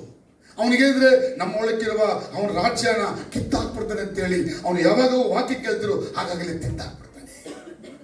ನೀವು ಯಾರು ಹಂಗಿದ್ದೀರಿ? ಯಾರಾದ್ರೂ ಇದ್ದೀರಾ? ದೇವ್ರ ವಾಕ್ಯ ಕೇಳಿ ಆ ವಾಕ್ಯ ನಿಮ್ಮಲ್ಲಿ ಸೆಟ್ಲ್ ಆಗದೇ ಇದೆಯಾ? ವಾಕ್ಯ ಕೇಳಿ ಆ ವಾಕ್ಯ ನಿಮ್ಮಲ್ಲಿ ಸೆಟ್ಲ್ ಆಗ್ಲಿಲ್ಲ ಅಂತ ಹೇಳಿದ್ರೆ ನಿಮ್ಮಲ್ಲಿ ಸೈತನ್ ರಾಜ್ಯ ಇದೆ.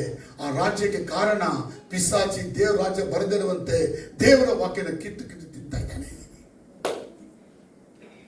ಯಾರು ಕೂಡ ಹಂಗಿರಬೇಡಿ. ವಾಕ್ಯ ಕೇಳಿದ್ರ ಇಮಿಡಿಯೇಟ್ ಆಗಿ ಅರ್ಥ ಮಾಡ್ಕೊಳ್ಳಿ. ಅಂದ್ರೆ ಅಂಡರ್ಸ್ಟ್ಯಾಂಡಿಂಗ್ ಅನ್ನುವಂತ ಹೀಬ್ರಿಯ ಪದಕ್ಕೆ ಅರ್ಥ, ಅಂಡರ್ಸ್ಟ್ಯಾಂಡಿಂಗ್ ಅಂತ ಹೀಬ್ರಿಯ ಮತ್ತು ಗ್ರೀಕ್ ಪದದ ಅರ್ಥ ಸರೆಂಡರಿಂಗ್. ಹೇಳಿ, ದೇವರ ವಾಕ್ಯ ಕೇಳಿ ಅರ್ಥ ಮಾಡಿಕೊಂಡೆ ಅಂದ್ರೆ ಬುದ್ಧಿಯಿಂದ ಅರ್ಥ ಮಾಡಿಕೊಂಡೆ ಅಂತ ಹೇಳ್ತಾ ಇಲ್ಲ ಅದು ಪದ. ಅದೇನ್ ಹೇಳ್ತಾ ಅಂತ ಹೇಳಿದ್ರೆ, ಆ ಸರೆಂಡರ್ ಮಾಡ್ತಾ ಇದ್ದೀನಿ, ಮಾನ ತಿರುಗ್ತೀನಿ, ನಾನು ದೇವರ ಮಗನಾಗ್ಲಿಕ್ಕೆ ಅರ್ಪಣೆ ಮಾಡ್ಕೊಡ್ತೀನಿ ಅಂತ ಹೇಳೋದು. ವಾಕ್ಯ ಕೇಳ್ತಾರೆ, ಅರ್ಥ ಆಯ್ತು ಅಂತ ಹೇಳ್ತಾರೆ, ಸ್ಟೋರಿ ಅರ್ಥ ಆಯ್ತು ಅಂತ ಹೇಳ್ತಾರೆ. ಆದ್ರೆ ಪಾಪದಿಂದ ಪರಿಶುದ್ಧ ಜೀವಿತಕ್ಕೆ ಒಪ್ಪಿಸಿಕೊಡೋದಿಲ್ಲ. ಅಂಡರ್ಸ್ಟ್ಯಾಂಡ್ ಮಾಡಿದ್ರೆ ದೇವರಿಗೆ ಸರೆಂಡರ್ ಆಗಬೇಕು. ಯಾರು ವಾಕ್ಯ ಕೇಳಿ ಸರೆಂಡರ್ ಆಗಕ್ಕೆ ಇಷ್ಟಪಡಲ್ಲ. ವಾಕ್ಯ ಕೇಳೋರಿದ್ದಾರೆ, ಆದರೆ ಸರೆಂಡರ್ ಆಗಕ್ಕೆ ಅಂದ್ರೆ ಪಾಪದಿಂದ ದೇವರ ಕಡೆ ಬರಕ್ಕೆ, ಮಾನಸಾಂತರ ಹೊಂದಕ್ಕೆ ಇಷ್ಟ ಇಲ್ಲ. ಇದು ಫಸ್ಟ್ ಗ್ರೂಪ್, ಭೂಮಿ ಎಲ್ಲ ಕಡೆ ಇದೆ. ಸೆಕೆಂಡ್ ಗ್ರೂಪ್ ಅದ್ಯಾವುದು? ಅದು ಬಂಡೆಯ ಸಂದಿನಲ್ಲಿ ಬಿದ್ದ ಬೀಜ. ಅಲ್ಲಿ ಮಣ್ಣಿತ್ತು, ಬೀಜ ಮೊಳೆಯಿತು, ಆದರೆ ಸೂರ್ಯ ಅದನ್ನ ಶಾಖದಿಂದ ಹಾಗೆ ಸುಟ್ಟಾಕಿದ, ಅದು ಒಣಗಿ ಹೋಯಿತು. ಏನ್ ಹೇಳ್ತಾಗಾದ್ರೆ, ಇವರು ವಾಕ್ಯ ಕೇಳ್ತಾರೆ. ಹೇಳಿ, ಇವರು ವಾಕ್ಯ ಕೇಳ್ತಾರೆ, ವಾಕ್ಯ ಚೆನ್ನಾಗಿ ಕೇಳ್ತಾರೆ, ಸ್ವೀಕಾರನೂ ಮಾಡ್ಕೊಳ್ತಾರೆ, ಅರ್ಥ ಮಾಡ್ಕೊಳ್ತಾರೆ, ಬೇಕು ಕರೆಕ್ಟ್ ಎಲ್ಲ ಒಪ್ಕೊಳ್ತಾರೆ. ಜೀಸಸ್ ನೀವು ಬಂದ್ರೆ ಇಲ್ಲಿ ವಾಸ ಮಾಡುವುದನ್ನು ಕೇಳ್ಕೊಳ್ತಾರೆ, ನನಗೆ ಯೇಸು ಬೇಕು ಅಂತಲೂ ಕೇಳ್ಕೊಳ್ತಾರೆ. ಯೇಸು ಕೂಡ ಅವರಲ್ಲಿ ಬರಕ್ಕೆ ರೆಡಿಯಾಗಿ ಒಳಕ್ಕೆ ಬಂದು ಬಿಡ್ತಾರೆ. ಆದ್ರೆ ಅವರಿಗೆ ಬರುವಂತ ಪ್ರಾಬ್ಲಮ್ ಏನು?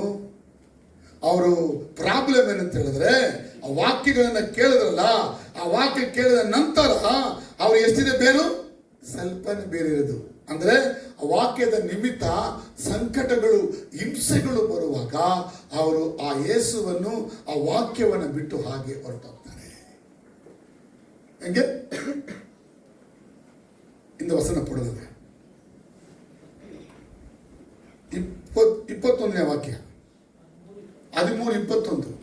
ಅವ್ರ ವಾಕ್ಯ ಕೇಳಿದ್ರು, ವಾಕ್ಯ ಅವ್ರ ಒಳಕ್ಕೆ ಬಂತು, ವಾಕ್ಯ ಅವರು ತಿಳ್ಕೊಂಡ್ರು, ಅವ್ರು ಯೇಸುವನ್ನ ಒಪ್ಕೊಂಡ್ರು, ವಾಕ್ಯವನ್ನು ಚೆನ್ನಾಗಿ ತಿಳ್ಕೊಂಡ್ರು, ಯೇಸುವನ್ನ ಒಪ್ಕೊಂಡ್ರು. ಸ್ವಲ್ಪ ಕಾಲ ಯೇಸುವಿನ ಜೊತೆ ಇದ್ರು, ಚೆನ್ನಾಗಿ ಬೈಬಲ್ ಎಲ್ಲ ಓದಿದ್ರು, ಚೆನ್ನಾಗಿ ಬೈಬಲ್ ಎಲ್ಲ ಹೇಳಿದ್ರು, ಚೆನ್ನಾಗಿ ಹಾಡೆಲ್ಲ ಆಡಿದ್ರು, ಚೆನ್ನಾಗಿ ಪ್ರಾರ್ಥನೆ ಎಲ್ಲ ಮಾಡಿದ್ರು. ಈಗ ಅವರ ಜೀವಿತದ ಮೇಲೆ ಪಿಶಾಚಿ ವಾಕ್ಯವನ್ನು ತೆಗೆಯಕ್ಕಾಗಿ ಹೋರಾಟ ಮಾಡ್ತಾನೆ. ಫಸ್ಟ್ ಇದ್ರಲ್ಲಿ ಪಿಶಾಚಿ ಬಂದು ತೆಗೆದುಕೊಂಡೇ ಹೊಂಟೋಗ್ತಾನೆ ಬೀಜನ.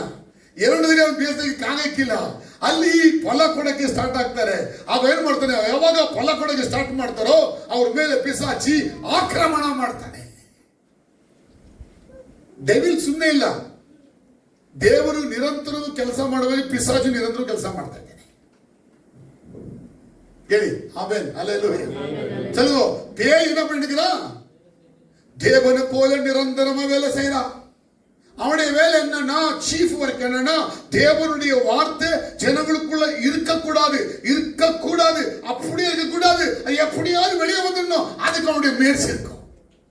ಎರಡನೇದಲ್ಲಿ ವಾಕ್ಯ ಒಳಗೆ ಸೆಟ್ಲ್ ಆಗೋಯ್ತು. ಇವನು ಯೇಸು ಬಳಿಗೆ ಬಂದ್ಬಿಟ್ಟ, ಮನ ತಿರುಗಿಕೊಂಡ, ರಕ್ಷಣೆ ಹೊಂದಿದ, ಸಭೆಗೆ ಬಂದ, ಪ್ರಾರ್ಥನೆ ಮಾಡಿದ, ಆರಾಧನೆ ಮಾಡಿದ, ಆ ಹೂ ಅಂತೇಳಿ ಚೆನ್ನಾಗಿ ಕೂಗಾಡ್ದ, 4 ಜನಕ್ಕೂ ಕೇಳ್ದ, ಯೇಸು ನಂಬು ಅಂತ ಹೇಳಿದ. ಈಗ ಪಿಶಾಚಿ ನೋಡ್ತಾನೆ, ಇವನು ತುಂಬಾ ಜಾಸ್ತಿ ಆಗೋಯ್ತು, ಇವನಿಗೆ ಏನ್ ಮಾಡ್ಬೇಕು, ಇವನಿಗೆ ಸಂಕಟ ಬರ ಮಾಡಬೇಕು. ಇಂಗ್ಲಿಷ್ ಹೇಳ್ಬಿಡಿದೆ 21 ಆಗಪ್ಪ.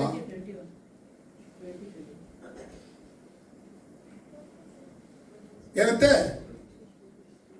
Some trouble or persecution. Trouble ಅಂತ ಹೇಳಿದ್ರೆ ಅವರ ಜೀವನದಲ್ಲಿ ಹೊರಗಡೆಯಿಂದ ಬರುವಂತ ಸಮಸ್ಯೆಗಳು. ಯಾವುದು?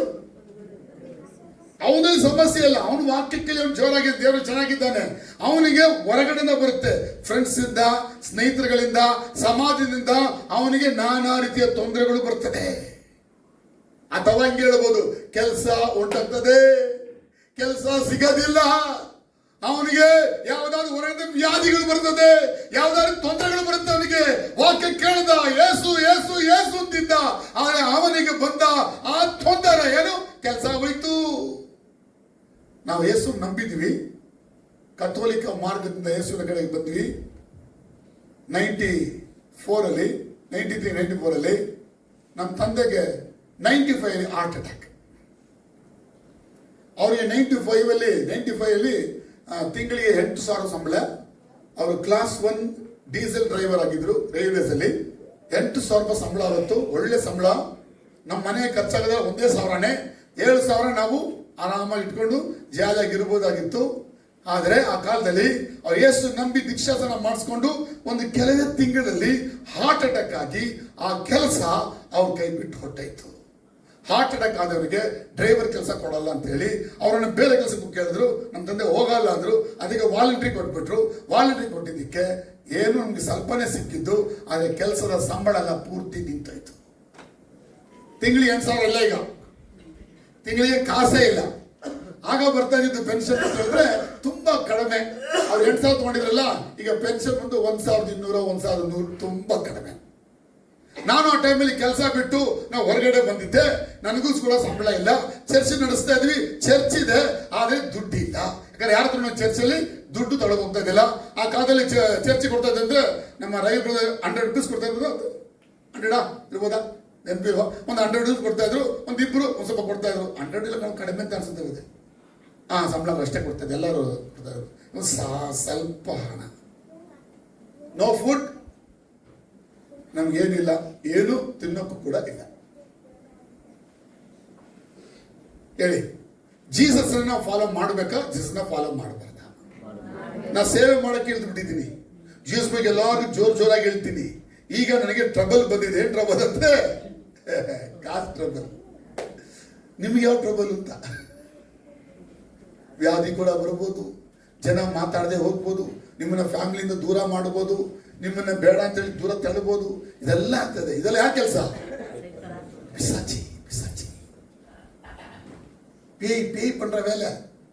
நீ இயேசு நம்பிந்தோ, வசன உள்ள ஏற்றுந்தோ, அவன் ராஜ்யத்தை அழிக்க பார்க்கும்போது, அவன் ராஜ்யத்தை அழிக்க விடக்கூடாது. என்ன பண்றவ? போராடி என்ன பண்றான்? ஜனங்களை அனுப்பி, வியாதிகளை அனுப்பி, பிரச்சனை கொண்டு வந்து, அதுல இருந்து நீங்க என்ன பண்ணணும்? இயேசுல இருந்து வெளியே வந்துடணும். அப்ப நிறைய பேர் இயேசு விட்டு போயிட்டாங்க. ஆனா நாம அதை இயேசு விடல. நம்ம கூட இருந்து யாரும் இயேசு விடல. ஒரு சின்ன குரூப் நம்ம கூட சபையில இருந்து அவெல்லாம் வெளியே போயிட்டாங்க. நல்லா இல்லை, இவ்வளோ ಕಷ್ಟ ಬರುತ್ತೆ. ಯೇಸುಗಿட்ட ಒಂದು ಇவ்வளೋ ಕಷ್ಟಮಾ?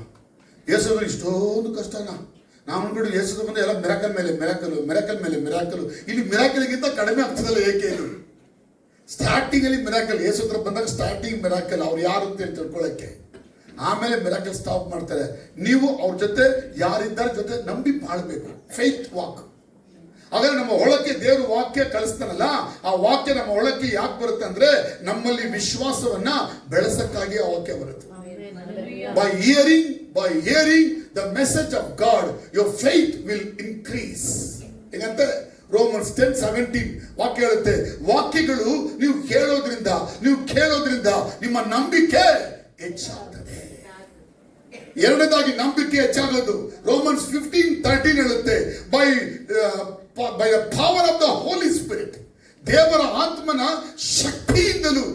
ನಂಬಿಕೆ ಏನಾಗ್ತದೆ, ಹೆಚ್ಚಾಗ್ತದೆ. when anointing increases faith also increase. Oedema ಅಭಿಷೇಕ വളರ್ந்த ವಿಶ್ವಾಸ ಏನಾಡೋ ಇನ್ನೂ വളರೋ.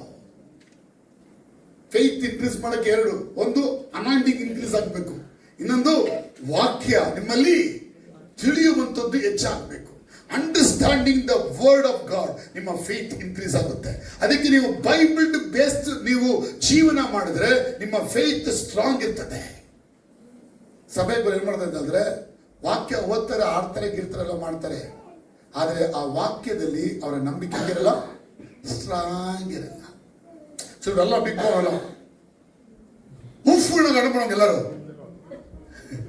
ಓಡಿರುವಾಗ ಮೆಲೀಸ್ ಹಾಕಿರುವೆ, ಮೋಟ್ ಹಾಕಿರುವೆ, ಉಫ್ಫುಳ್ ಓಡಿರ ಏನಾದ್ರು ಆಗಲ್ಲ. அவன் சும்மா ஒரு டும்மாங்கறத அவன் என்ன இல்ல, பவர் இல்ல. சொல்லுங்க ஆமென் அல்லேலூயா. பேய் இப்படிதான் விசுவாசிகள் அடிச்சு போடுறது. பேய் அடிக்கிறதுக்கு என்ன காரணம்னா உங்களுக்குள்ள என்ன வசனம் ஸ்ட்ராங் இல்ல. ಮೂರನೇದು ಅದ್ರಲ್ಲಿ நிறைய பேர் என்ன பிசாசி ಅನೇಕರ ಹೊಳಗಿರೋ ದೇವರಾಜ್ಯವನ್ನ அழிசி ಹಾಕ್ಬಿಡ್ತಾನೆ. அவங்களே ಸುಟ್ಟು போயிடுறாங்க. ஒருத்தன் வந்தா என்கிட்ட ஒரு ரவுடி வந்தா, ನೀನು ಹಂಗೆ ಮಾಡ್ತೀನಿ ಹಿಂಗೆ ಮಾಡ್ತೀನಿ சொல்லிட்டு நான் சொன்னேன், நீ எங்க ಬೇಕಾದ್ರೂ ಮಾಡೋ ನೀ ಹೇಳಿ, ಯಾಕೆ ಅದಕ್ಕಿಲ್ವ? ನಾನು சொன்னேன், ನಾನೇ ಅದರಲ್ಲಿ ಇದ್ದು ಎಲ್ಲ ಪಳಗಿ ಈಗ ಎಲ್ಲ ಬೇಡ ಅಂತ ಬಂದಿದ್ದೀನಿ. ಈಗ ನನಗೆ ನೀವು ರೌಡಿ ಗಿಡಿ ಅಂದ್ರೆ ನನಗೆ ಅರ್ಥನೇ ಆಗಕ್ಕಿಲ್ಲ. ಅದೆಲ್ಲ ನೀ ಏನ್ ಬೇಕಾದ್ರೆ ಮಾಡ್ಕೋ ಹೋಗೋಣ. ಸರಿ ಅದೇನು ಮಾತಾಡ್ತಾರ ಮಾತಾಡಿ ಅಂತೇಳಿ ಅವನ್ನ ಮಾತಾಡ್ತಾ ಇರೋದೆಲ್ಲ ಕುತ್ಕೊಂಡು ಕೇಳ್ತಾನೆ ಆಯ್ತಾ. ಆಮೇಲೆ ಅಳ್ತಾ ಇದ್ದಾನೆ. ಯಾಕೆ ಕೇಳ್ತಾ ಇದ್ದೆ ಅಂತ ಕೇಳಿದೆ. ನಾನು ನಿಮಗೆ ತಪ್ಪಾಗಿ ಅರ್ಥ ಮಾಡ್ಕೊಂಡಿದ್ದೆ. ನೀನು ಇಲ್ಲಿ ಬರುವ ಜನಗಳಿಗೆ ಎಷ್ಟು ಒಳ್ಳೆ ಬೋಧನೆ ಮಾಡ್ತಾ ಇದ್ದೀಯ. ಆಗ ಅವನಿಗೆ ದೇವರು ಕೆಲವು ಪ್ರಕಟಣೆ ಕೊಟ್ಟರು. ನೋಡಿ, ನಿನ್ನ ದೇಹದಲ್ಲಿ ಇದೊಂದು ಪ್ರಾಬ್ಲಮ್ ಇದೆ, ನಿನ್ನ ಹೆಂಡತಿಲಿ ಇದೊಂದು ಪ್ರಾಬ್ಲಮ್ ಇದೆ, ನಿನ್ನ ಮಗುಲಿ ಇದು ಪ್ರಾಬ್ಲಮ್ ಇದೆ ಅಂದೆ. ಇದು ಇದ್ಯಾರು ನಿಂಗೆ ಹೇಳಿದ್ದು ಅಂತ. ನನಗೆ ಯಾರು ಹೇಳ್ತಾರೆ? ನೀನು ನನಗೆ ಬಂದಿದ್ದು ಇದೆಯಾ ಅಂದೆ. ಸರಿಯಾಗೋದಂಗೆ ಹೇಳ್ದ. ಈಗ ಪ್ರಯತ್ನ ಮಾಡಿದೆ, ಈಗಲೇ ಸರಿ ಆಗ್ತದೆ. ಈಗಲೇ ಪ್ರೇಯರ್ ಮಾತು ಮಾಡಿದೆ, ಆಗಲೇ ಸ್ಟಾಪ್ ಆಗಾಯ್ತು. ಅವ್ರ ಹೆಂಡತಿ ಪ್ರಾಬ್ಲಮ್ ಅಂದ್ರೆ ಬ್ಲೀಡಿಂಗ್ ಆಗ್ತೈತಿ ಎಷ್ಟೋ ತಿಂಗಳಿಂದ. ಅವ್ರ ಹೆಂಡತಿಯಲ್ಲಿ ಬರಲಿಲ್ಲ, ಅದು ಇಲ್ಲಿ ಪ್ರೇಯರ್ ಮಾಡಿದ್ದು ಮನೆಯಲ್ಲಂತ ಹೆಂಡತಿ ಬ್ಲೀಡಿಂಗ್ ಸ್ಟಾಪ್ ಆಗಾಯ್ತು. Wonderful miracle. ಅವನು ಯೇಸು ನಂಬಿ ಜುಮ್ ಆಗಿ ಚರ್ಚಿಗೆ ಬಂದ್ಬಿಟ್ಟ. 6 ತಿಂಗಳು ಬಂದ. ಹೆಂಡತಿ ಅವ್ರ ತಂದೆ ಸತ್ತು ಹೋದ್ರು. ತಂದೆ ಸತ್ತ ಮೇಲೆ ಕಾರ್ಯ ಮಾಡ್ಬೇಕಲ್ಲ, ಅಲ್ಲಿಂದ ಫೋನ್ ನನಗೆ, ಕಾರ್ಯ ಮಾಡ್ಬೇಕಾ, ಕಾರ್ಯ ಮಾಡಬಾರ್ದ, ಕಾರ್ಯನೇ ಮಾಡಬಾರ್ದು ಅಂದೆ. ಕಾರ್ಯನೇ ಮಾಡಬಾರ್ದ, ತಂದೆ ಕಾರ್ಯ ಮಾಡಬಾರ್ದ, ತಾತ ಕಾರ್ಯ ಮಾಡಬಾರ್ದು. ಈ ತಂದೆ ತಾತಗೆಲ್ಲ ಇಲ್ಲ, ನಿಮ್ಗೆ ತಂದೆ ಯೇಸು ಈಗ ಹೇಳಿ. ಯಾರ ತಂದೆ? ಲೋಕದ ಎಲ್ಲ ತಂದೆಗಳು ವರ್ಲ್ಡ್ಲಿ ಫಾದರ್. ಜೀಸಸ್ಗೂ ಬಾಡಿಗೆ ಗಂಡ, ಬಾಡಿಗೆ ತಂದೆ, ಬಾಡಿಗೆ ತಾಯಿ ಇದ್ರು. ನಮಗೂ ಇರೋರು ಯಾರು ತಂದೆ ತಾಯಿ? ಬಾಡಿಗೆ ತಂದೆ, ಬಾಡಿಗೆ ತಾಯಿ. ಒಪ್ಪಕ್ಕಾಗ್ತಿಲ್ಲ. ನಾನು ಕೂಡ ನನ್ನ ಮನೆಗೆ ಬಾಡಿಗೆ ತಂದೆ. Real father lives in heaven. ಅವರೇ ನಿಜವಾದ ಅವರೇ ತಂದೆ. ನಾವು ಇರೋ ತನಕ ಮಾಡ್ತೀವಿ, ಆಮೇಲೆ ಸತ್ತೋರ ಮೇಲೆ ಯಾರು ಅವ್ರಿಗೆ ಅನಾಥನ ಇಲ್ಲ. ಅವನ ಅನಾಥ ಆಗಲ್ಲ. ಅವ್ರ ಫಾದರು ಜೀಸಸ್ ಅವ್ರು ಯಾವತ್ತು ಅನಾಥರಾಗಿ ಬಿಡಕ್ಕಿಲ್ಲ. ಯೇಸು ಹೇಳಿದ, ನಾನು ನಿಮ್ಮನ್ನು ಯಾವತ್ತೂ ಅನಾಥರಾಗಿ ಬಿಡೋದಿಲ್ಲ. He lives, he lives, he lives, he lives, he lives forever and ever and ever. And now we die and we go to heaven. ಮುಗಿದೈತೆ. ಸೊ ರಾಮನಲ್ಲೆಲ್ಲೂಯ್ಯ. ಸೆಕೆಂಡ್ ಪ್ರಾಬ್ಲಮ್, ಬಂದವನು ಓದನ್ ತಿರ್ಗ ಬರಲೇ ಇಲ್ಲ. ಮತ್ತೆ ಯಾವಾಗ ಬಂದ ಅಂದ್ರೆ ಅವನಿಗೆ 10 ಪಿಸಾಚಿ ಇತ್ತು. ಆ ಪಿಸಾಚಿ ಇದ್ದಕ್ಕಾಗಿ ಮತ್ತೆ ಉತ್ತರ ಬಂದಿದ್ದ. ಪಿಸಾಚಿಯಿಂದ ಕಷ್ಟಪಡ್ತಾ ಇದ್ದು ಬಿಡುಗಡೆ ಕೊಡಿ ಅಂತ. ಆಯ್ತು ಬಾ ಅಂತೇಳಿ ಮತ್ತೆ ಕರೆದು 3 ತಿಂಗಳು ಮತ್ತೆ ಇಟ್ಕೊಂಡು ಮತ್ತೆ ಪ್ರೇಯರ್ ಮಾಡಿ ಆ ಪಿಸಾಚೆಲ್ಲ ಓಡಿಸ್ಮೇಲೆ ತಿರ್ಗ ಓಡೋಗ್ಬಿಟ್ಟಾಕಿದೆ. அர்த்தம் ஆகல. சொல்லுங்க கேளுங்க. என்னதுக்கு அர்த்தம்? வசனம் கேட்டு புரிஞ்சு கஷ்டத்தினால, துன்பங்களால, பிரச்சனைகளால, ஜாதிகளால, மதங்களால, பணத்தினால இயேசு வேண்டாம் சொல்லி விட்டு போற கூட்டம். இந்த கூட்டம் பிசாசு புடிங்கின்னு போற கூட்டம். இந்த கூட்டம் மறுபடி உள்ள வரதானா சொல்ல முடியாது. Second part of the world இருக்கிறது பூமியில வரும்போது. ஆனா மறுபடி என்ன பண்ணாங்க? வார்த்தைக்கு இம்பார்ட்டன்ஸ் கொடுத்து, வாழ்க்கை இயேசு கொடுத்து, என்ன வந்தாலும் ಮರಣವಾಗಲಿ ಜೀವವಾಗಲಿ ಕ್ರಿಸ್ತನ ಪ್ರೀತಿಯಿಂದ ನನ್ನನ್ನು ಅಗಲಿಸಲಾರದು ಅಂತ ಹೇಳಿದ್ರೆ ಆಗುತ್ತೆ. ಪೌಲ್ ಹೇಳ್ತಾನೆ, ನಾ ಸತ್ತೋರ ಹೆಸರಿಗಾಗಿ, ನಾ ಬದುಕಿರೋ ಹೆಸರಿಗಾಗಿ. ಇವತ್ತು ಸಭೆಗೆ ಬೇಕಾದವರು ಎಂತವರು? ವೈರಾಗ್ಯವುಳ್ಳ ಕ್ರೈಸ್ತರು. ಎಂತ ಕ್ರೈಸ್ತರು ಬೇಕು? ವೈರಾಗ್ಯವುಳ್ಳ ಕ್ರೈಸ್ತರು ಬೇಕು. ಸುಮ್ಮನೆ ಎಲ್ಲ ಕೇಳ್ಬಿಟ್ಟು ಮೆನಕಲ್ ಆದ್ಮೇಲೆ ಟಾಟಾ ಬಾಯ್ ಬರೋರು ಅವರೆಲ್ಲ ಕ್ರಿಶ್ಚಿಯನ್ಸಾ? ಇಲ್ಲ. ಕ್ರಿಶ್ಚಿಯನ್ಸ್ ಅಂದ್ರೆ ಅಂಡರ್ಸ್ಟ್ಯಾಂಡಿಂಗ್ ದ ವರ್ಡ್, ಅಂದ್ರೆ ರಿಪೆಂಡೆನ್ಸ್ ಆಗಿ ಫರ್ಗಿವ್ನೆಸ್ ಹೊಂದಿ ಕಿಂಗ್ಡಮ್ ಆಫ್ ಗಾಡ್ ನ ಇಟ್ಕೊಂಡು ಏನೇ ಬಂದ್ರು ಜೀಸಸ್ಗಾಗಿ ಮಾಡಬೇಕು. ಮೂರನೇದಲ್ಲ, ಇದು ತುಂಬಾ ಬ್ಯೂಟಿಫುಲ್. ಮೂರನೇದು, ಮುಳ್ಳು ಗಿಡಗಳು. ಬೇಗ ಬನ್ನಿ. ಮುಳ್ಳು ಗಿಡಗಳು ಇವು ಒಳಗಿರೋ ಫಲವನ್ನ ಏನ್ ಮಾಡ್ತು? ಮುಚ್ಚಿ ಹಾಕ್ತು. ಆದ್ರೆ ಈ ನೆಲ ಅಂದ್ರೆ ತುಂಬಾ ಒಳ್ಳೆ ನೆಲ. ಇದು ಮುಳ್ಳು ಮಾತ್ರ ಬೆಳೆಸಲ್ಲ, ಎಲ್ಲಾನು ಬೆಳೆಸುತ್ತೆ. ಹೇಳಿ, ಅಂದ್ರೆ ಇದು ಹೆಂಗೆ ಅಂದ್ರೆ ಕಾಯಿ ಹಾಕೋಬಹುದು, ಬೀಜ ಹಾಕೋಬಹುದು, ಭತ್ತ ಹಾಕೋಬಹುದು, ಗೋಧಿ ಹಾಕೋಬಹುದು, ಎಲ್ಲ ಬೆಳ್ಕೋಬಹುದು. ಅದಾದ್ರೆ ಇದು, ಇದಾದ್ರೆ ಅದು, ಅದಾದ್ರೆ ಇದು, ಇದಾದ್ರೆ ಅದು, ಹಂಗೆ ತಿರುಗಾಡೋದಿದ್ದು. ಅರ್ಥ ಆಗಿಲ್ಲ. ಎവിടെ ತಾಮದ ಪ್ರೀತಿಗಳ ಇಂದ ನೆಲ ನೋಡಿ, ಆಲ್ ಸಾರ್ಟ್ ಆಫ್ ಎಲ್ಲ ರೀತಿಯಾದಂತ ಬೆಳೆಗಳು ಬೆಳೆದು ಬರಕ್ಕೆ ಸ್ಥಳ ಕೊಡುವಂತ ನೆಲ. Most dangerous. ಮುಳ್ಳು ಏನು ಬೆಳೆಸಿದೆ? ಶಾಪ. ಹೇಳಿ, ಮುಳ್ಳು ಶಾಪ. Curse. God cursed up Adam. ಆಡಮನ ದೇವರು ಶಾಪ ಮಾಡಲು ಏನ್ ಹೇಳಿದ್ರು? ನೀನು ಬೇವರು ಸುರಿಸಿನೇ ತಿನ್ನಬೇಕು, ಅದಕ್ಕೆ ನಾನು ಮುಳ್ಳು ಗಿಡಗಳನ್ನು ಬಿತ್ತುತ್ತೇನೆ ಅಂತ ಹೇಳಿದ್ರು. ಆದರೆ ಮುಳ್ಳು ಗಿಡಗಳು ದೇವರ ಶಾಪದಿಂದ ಇರುವಂತ ಸ್ಥಳ. ಆ ಮುಳ್ಳು ಗಿಡಗಳು ಇರುವ ಕಡೆಗಳಲ್ಲಿ ಈ ದೇವರ ವಾಕ್ಯ ಬಿದ್ದು, ಈ ವಾಕ್ಯಗಳು ಬೆಳೆದು ಇವರು ಬೆಳೀತಾ ಇದ್ದಾರೆ. ಯಾವ್ದ್ರಲ್ಲಿ? ಚರ್ಚಿಗೆ ಬರ್ತಾರೆ, ಯೇಸು ನಂಬ್ತಾರೆ, ರಕ್ಷಣೆ ಹೊಂದ್ತಾರೆ. ಇವರು ಜೊತೆ ಮುಳ್ಳು ಇದೆ, ಇವ್ರ ಜೊತೆ ವಾಕ್ಯವೂ ಇದೆ. ಹೆಂಗಿದೆ? ಮುಳ್ಳು ಇದೆ, ವಾಕ್ಯ ಇದೆ, ಶಾಪನೂ ಇದೆ, ಆಶೀರ್ವಾದನೂ ಇದೆ. ಇವ್ರು ಯಾವ್ದು ನಿಂಬಾಲಿಸ್ಬೋದು? ಈಗ ಎರಡು ಆಗುತ್ತೆ. ಎಲ್ಲ ಒಂದು ಮುಳ್ಳು ಶಾಪ ಅಂದ್ರೆ ಪಿಶಾಚಿಗೆ ಸಂಬಂಧಪಟ್ಟ ಕಾರ್ಯಗಳು. ಯಾವುದು? ಎಷ್ಟನೇ ವಾಕ್ಯ? ಇಂಗ್ಲಿಷ್ 22 ಹಾಕಿ. ಒಬ್ಬನು ವಾಕ್ಯವನ್ನು ಕೇಳಿದಾಗ್ಯೂ ಪ್ರಪಂಚದ ಚಿಂತೆ ಅಂದ್ರೇನು? The care of this world. ಐಶ್ವರ್ಯದಿಂದ ಉಂಟಾಗುವ ಮೋಸವು ವಾಕ್ಯವನ್ನು ಅಡಗಿಸಿ ಬಿಡುವುದರಿಂದ ಫಲವನ್ನು ಕೊಡದೆ ಇರುತ್ತಾನೆ. ಇಂಪಾರ್ಟೆಂಟ್ ಥಿಂಗ್ಸ್ ಏನಂತೆ? ಯಾವಾಗಲೂ ಚಿಂತೆ. ಕಾಸು 500 ರೂಪಾಯಿ ಇದೆ, ಯಾವ ಬ್ಯಾಂಕಲ್ಲಿ ಇರ್ಲಿ? 500 ಕೋಟಿ ಆಯ್ತು, ಇನ್ನು ಯಾವ ಬ್ಯಾಂಕಲ್ಲಿ ಇರ್ಲಿ? ಇನ್ನೂ ಜಾಸ್ತಿ ಆಯ್ತು, ಅದು ಇನ್ನೂ ಜಾಸ್ತಿ ಮಾಡಕ್ಕೆ ಇನ್ನೇ ಅಲ್ಲಿ ಇರ್ಲಿ? ಅಯ್ಯೋ, ಎಷ್ಟು ಕೋಟಿ ಭೂಮಿಯಲ್ಲಿ ಇಟ್ಟು ಪರಲೋಕಕ್ಕೆ ತಗೊಂಡೋಗಾಗುತ್ತಾ? ದೇವರೇ, ನನ್ನ ಹತ್ರ 2,000 ಕೋಟಿ ಇಟ್ಟಿದ್ದೀನಿ, allow me to enter the kingdom of God ಅಂದ್ರೆ ದೇವರು ಅಯ್ಯೋ ಇಷ್ಟು ದುಡ್ಡು ಇಟ್ಟಿದ್ಯಾ ಪಾಪ ಒಳಕ್ಕೆ ಹಂಗ ಕರೀತಾರ? ಹಣನೂ ಬೇಕು ಅವ್ರಿಗೆ. ಕೊನೆಗೆ ಏನಂತೆ? ಪ್ರಪಂಚದ ಕುರಿತಂತ ಚಿಂತೆಗಳು, ಐಶ್ವರ್ಯವನ್ನ ಮಾಡ್ತಾನೆ ಹೋಗ್ತಾರೆ. ಆಸ್ತಿ ಮೇಲೆ ಆಸ್ತಿ, ಮನೆ ಮೇಲೆ ಮನೆ, ಹೊಲ ಮೇಲೆ ಮೇಲ, ಗದ್ದೆ ಮೇಲೆ ಗದ್ದೆ, ಆ ಕೆಲಸ ಈ ಕೆಲಸ, ಬೇರೆ ಪ್ರಾಪರ್ಟೀಸ್ಗಳು. ಆದ್ರೆ ಅವರೇ ಈ ಭೂಮಿ ಮೇಲೆ ಇರಕ್ಕಿಲ್ಲ. ಇದು ಎಷ್ಟು ದೊಡ್ಡ ಮೋಸ ನೋಡಿ. ಮನುಷ್ಯ ಈ ಭೂಮಿಗೆ ಬಂದಿರುವಂತದ್ದು ಈ ಭೂಮಿಯಲ್ಲಿ ನಿರಂತರವಾಗಿ ಬಾಳಕ್ಕಾಗಿ ಅಲ್ಲವೇ ಅಲ್ಲ. ಚೆನ್ನಾಗಿ ಅರ್ಥ ಮಾಡ್ಕೊಳ್ರಿ. ಕೀರ್ತನೆ 90 ಏನ್ ಹೇಳುತ್ತೆ? ಮನುಷ್ಯರಿಗೆ ದೇವರು ಭೂಮಿಯಲ್ಲಿ ಕೊಟ್ಟಿರುವಂತ ಆಯಸ್ಸು 70 ವರ್ಷ. ಅವ್ರು ಸ್ವಲ್ಪ ಎಕ್ಸರ್ಸೈಸ್ ಎಲ್ಲ ಮಾಡಿ ಚೆನ್ನಾಗಿ ತಿಂದಿದ್ರೆ 80 ವರ್ಷ ಪ್ಲಸ್ 10 ವರ್ಷ. ಅದಕ್ಕಿಂತ ಮೇಲೆ ಭೂಮಿಯಲ್ಲಿ ಒಬ್ಬ ಮನುಷ್ಯನಿರಕ್ಕೆ ಆಗೋದಿಲ್ಲ. ಈ ಸುಮಾರು ಈಗ 6,000 ವರ್ಷ ನಡೀತಾ ಇದೆ ಭೂಮಿಯಲ್ಲಿ. ಆದಾಂಕಲ್ ಇದ್ದವನು ಹೇಗಿದ್ದಾನೆ ಯಾರು ಹೇಳೋಗುತ್ತಾ? ಯಾರು ಇಲ್ಲ. ಇಲ್ಲಿ ಯಾರು ಕೂಡ ಎಷ್ಟೇ ವ್ಯಕ್ತಿ ಆದ್ರೂ ಕೂಡ ಭೂಮಿಯಲ್ಲಿ ನಿರಂತರವಾಗಿ ವಾಸ ಮಾಡಕ್ಕೆ ಆಗೋದಿಲ್ಲ. It is not A everlasting place for man or women.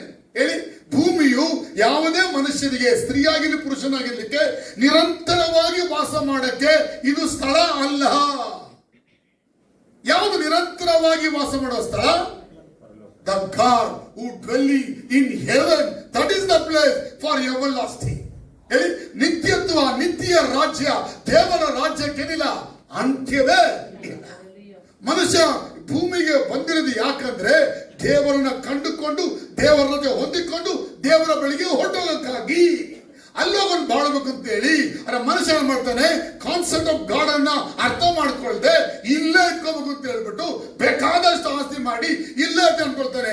ಒಂದಿನ ಸಾಯ್ತಾನೆ, ಅದ್ರ ಮೇಲೂ ಇಲ್ಲ. ಎಲ್ಲಿ ಹೋಗ್ತಾನಂದ್ರೆ ಆಸ್ತಿಗಳು ಮಾಡೋದಕ್ಕಾಗಿ ನರಕಕ್ಕೆ ಹೋಗ್ತಾನೆ. The best example in the Bible, ಲೂಕ 16ನೇ ಅಧ್ಯಾಯದಲ್ಲಿ ಒಬ್ಬ ಹಣವಂತ, ಹಾಗೆ ಒಬ್ಬ ಲಾಜರ್ ಕಡು ಬಡವ. ಹಣವಂತನು ನರಕಕ್ಕೆ ಹೋಗಿದ್ದ, ಬಡವ ಲಾಜರ್ ದೇವರ ಬಳಿ ಹೋಗಿದ್ದ.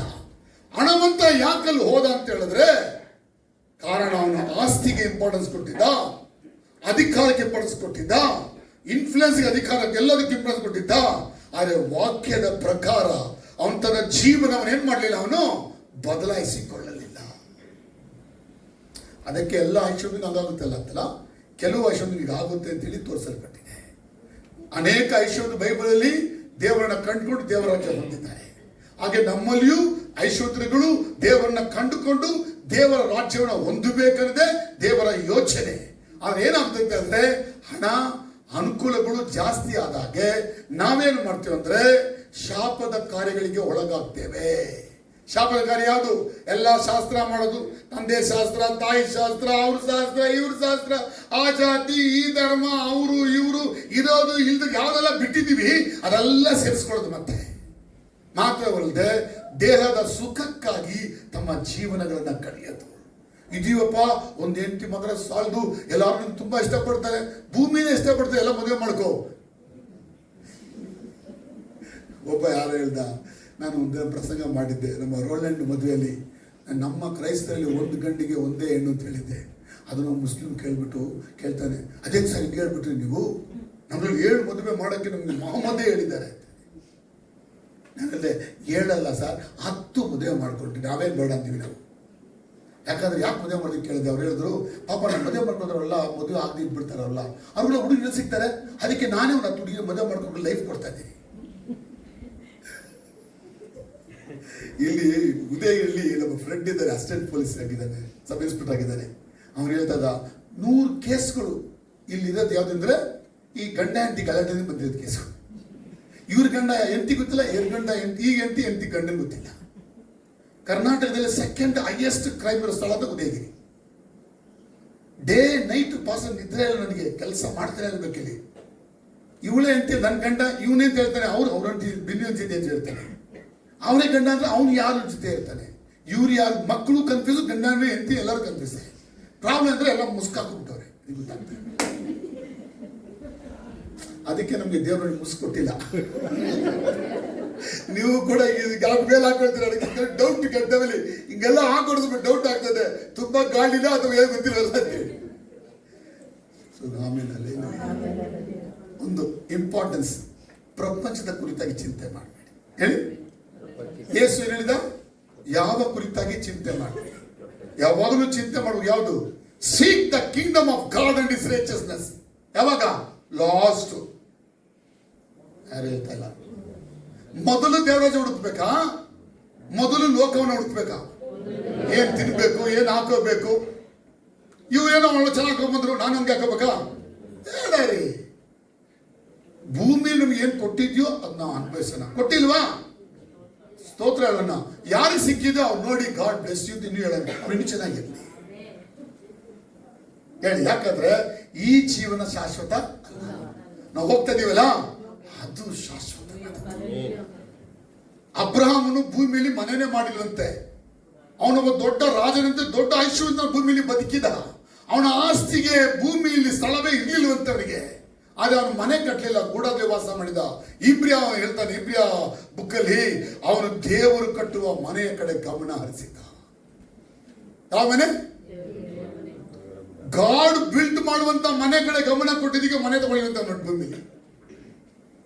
ಹೇಳಿಸಿದೆ ಆಮೇಲೆ ಅಲ್ಲೇ ಪ್ರಪಂಚದ ಚಿಂತೆಗಳು, ಹಣದ ಕಾರ್ಯಗಳು, ಅಥವಾ ನಮ್ಮಲ್ಲಿದ್ದ ಪಾಪದ ಜೀವಿತಗಳು. ಯಾರು ಕೂಡ 2 ಹೆಂಡತಿ 2 ಗಂಡ ಆಸೆ ಇದು ಅವ್ರು ಹೇಳಿದ್ರು ಇವ್ರು ಹೇಳಿದ್ರು ತುಂಬಾ ಇಷ್ಟ ಆಯ್ತು. ಈ ಪಿಸಾಚಿ ಯೋಚನೆಗಳಿಗೆ, ಪಿಸಾಚಿ ಮಾತುಗಳಿಗೆ ಯಾರು ಕಿವಿ ಕೊಡಬಾರ್ದು. ಹಂಗೆಲ್ಲ ಮಾಡೋರೆಲ್ಲ ಪಿಸಾಚಿಗಳಾಗ್ತಾರೆ. ಹೇಳಿ, ಅವರಿಂದ ದೇವರಿಂದ ಕೆಲಸ ನಡೆಯಲ್ಲ. ಅವರೆಲ್ಲ ಪಿಸಾಚಿ ಆಗಿ ಅವರೆಲ್ಲ ಆ ಕುಟುಂಬನ ಹಾಳು ಮಾಡ್ಕೊಂಡೇ ಹೋಗ್ತಾರೆ. ಹಂಗಾಗಬೇಡಿ. ದೇವರು ಒಬ್ಬ ಆದಾಮನಿಗೆ ಒಂದು ಅವಳು, ಒಂದು ಅವಳಿಗೆ ಒಂದು ಆದಾಮ, ಹಂಗೆ ಇರಬೇಕು. ಯಾರಾದ್ರೂ ಹಂಗಿದ್ರೆ ಹೇಳಿ, ಹಂಗಿರಲ್ಲ ನೀವು. ಹಂಗಿದ್ರೆ ಮೈಂಡ್ ಚೇಂಜ್ ಮಾಡಿ, ಹಾರ್ಟ್ ಚೇಂಜ್ ಮಾಡಿ, ಲೈಫ್ ಚೇಂಜ್ ಮಾಡಿ. ಆ ಕೆಟ್ಟ ಪಾರ್ಟ್ನರ್ಸ್ ಅನ್ನ ಡೈವರ್ಸ್ ಮಾಡಿ. ಮತ್ತೆ ಏನ್ ಮಾಡಿ? ಡೈವರ್ಸ್ ಮಾಡಿ. ಇನ್ಮೇಲೆ ನಾನು ಬರಕ್ಕಿಲ್ಲ ಅಂತೇಳಿ ಕಾಫಿ ತೆಗೆದ ಮೇಲೆ ಹಾಕಿ ಯಾರೋ ಒಳ್ಳೆ ಚಂದ ಬ್ಯಾಟ್ರಿ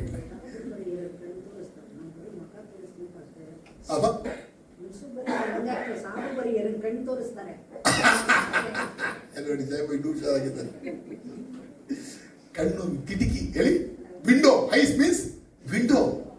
ವಿಂಡೋಲೆಲ್ಲ ನೋಡೋದು. ಅದರಿಂದ ಬೇಡಿ. ಹೇಳಿ, ಬೇಡ. ಹೇಳಿ, ಕೆಟ್ಟದಲ್ಲ. ಹೇಳಿ ನನ್ನೆಲ್ಲ ಎಲ್ಲ ಕೆಟ್ಟದನ್ನ ನಾನು ತೆಗೆದು ಹಾಕ್ತೀನಿ. ಹೇಳಿ, ಬಾಯ್ತೀನಿ ಎಲ್ಲ ಕೆಟ್ಟದನ್ನ ನಾನು ಬಿಟ್ಬಿಡ್ತೀನಿ. ಕೆಟ್ಟ ಯೋಚನೆ ಬೇಡ, ಕೆಟ್ಟ ಮನಸ್ಸು ಬೇಡ, ಕೆಟ್ಟ ಬುದ್ಧಿ ಬೇಡ, ಕೆಟ್ಟ ಜೀವನ ಬೇಡ, ಕೆಟ್ಟ ಹೃದಯ ಬೇಡ, ಕೆಟ್ಟ ಸಂಬಂಧಗಳು ಬೇಡ, ಎಲ್ಲ ಕೆಟ್ಟದ ಬಿಟ್ಬಿಡ್ತೀನಿ. ನಾನು ಇನ್ನೊಬ್ಬರ ಜೊತೆ ಬೆಳಗುವಾಗ ನಿಜವಾದ ತಾಯಿ ತಂದೆಯಂತೆ, ಸಹೋದರ ಸಹೋದರಿಯಂತೆ, ದೇವರ ಮಗನಾಗಿ ಮಗಳಾಗಿ ನಾವು ಬದುಕಕ್ಕೆ ಪ್ರಯತ್ನ ಮಾಡೋಣ. ವೆರಿ ಇಂಪಾರ್ಟೆಂಟ್ ಕೇಳ್ತೀನಿ, 10 ನಿಮಿಷ ಕೇಳಿ. Very important. ಇದು ಭಾರಿ ಮುಖ್ಯವಾದದ್ದು. ಯಾವ್ದಪ್ಪ? ಒಳ್ಳೆ ನೆಲ ಅಂದ್ರೆ ಯಾವ್ದು? ಹೇಳಿ, ಒಳ್ಳೆ ನೆಲ. ಒಳ್ಳೆ ನೆಲ ಅಂದ್ರೆ ಏನು? ಈ ಒಳ್ಳೆ ನೆಲ ಹಂಗಿರ್ತಂದ್ರೆ ಮಣ್ಣು ಸಾಫ್ಟ್ ಆಗಿದೆ. ಹೇಳಿ, ಎರಡನೇಗೆ ಮಣ್ಣು ಡೀಪ್ ಆಗಿದೆ, ಮಣ್ಣು ಕ್ಲೀನ್ ಆಗಿದೆ. 3 ಥಿಂಗ್ಸ್. ಅಲ್ಲಿ ಹೆಂಗಿತ್ತು? 3 ಹಂಗಿತ್ತು. ಒಂದು ಹಾರ್ಡ್ ಇತ್ತು, ಇನ್ನೊಂದು ಸ್ಟೋನ್ ಆಗಿತ್ತು, ಇನ್ನೊಂದು ಮುಳ್ಳುಗಳಿಂದ ತುಂಬಿತ್ತು ಅಲ್ವಾ? ಕ್ಲೀನ್ ಇರಲಿಲ್ಲ. ಅದನ್ನ ಹಂಗೆ ರಿವರ್ಸ್ ಮಾಡಿ.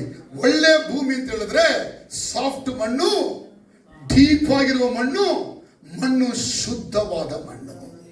ಅರ್ಥ ಆದ್ರೆ ಹೇಳಿ ನೋಡೋಣ. ಒಂದು ಸಾಫ್ಟ್, ಸೆಕೆಂಡ್ ಡೀಪ್, ಮೂರನೇ ಕ್ಲೀನ್.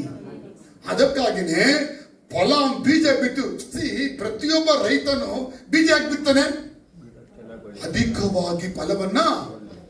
ಯೂಶಲ್ ಆಗಿ ಇಸ್ರಾಯೇಲ್ ದೇಶದಲ್ಲಿ 5% ಅಥವಾ 10% ಫಲ ಬರುತ್ತಂತೆ. ಭೂಮಿಯ ಎಲ್ಲಾ ಕಡೆಗಳಲ್ಲಿ ಬೀಜ ಬಿತ್ತುವಾಗ 1ಕ್ಕೆ 2, 1ಕ್ಕೆ 3 ಸಿಗುವುದಷ್ಟೇ ಫಲ.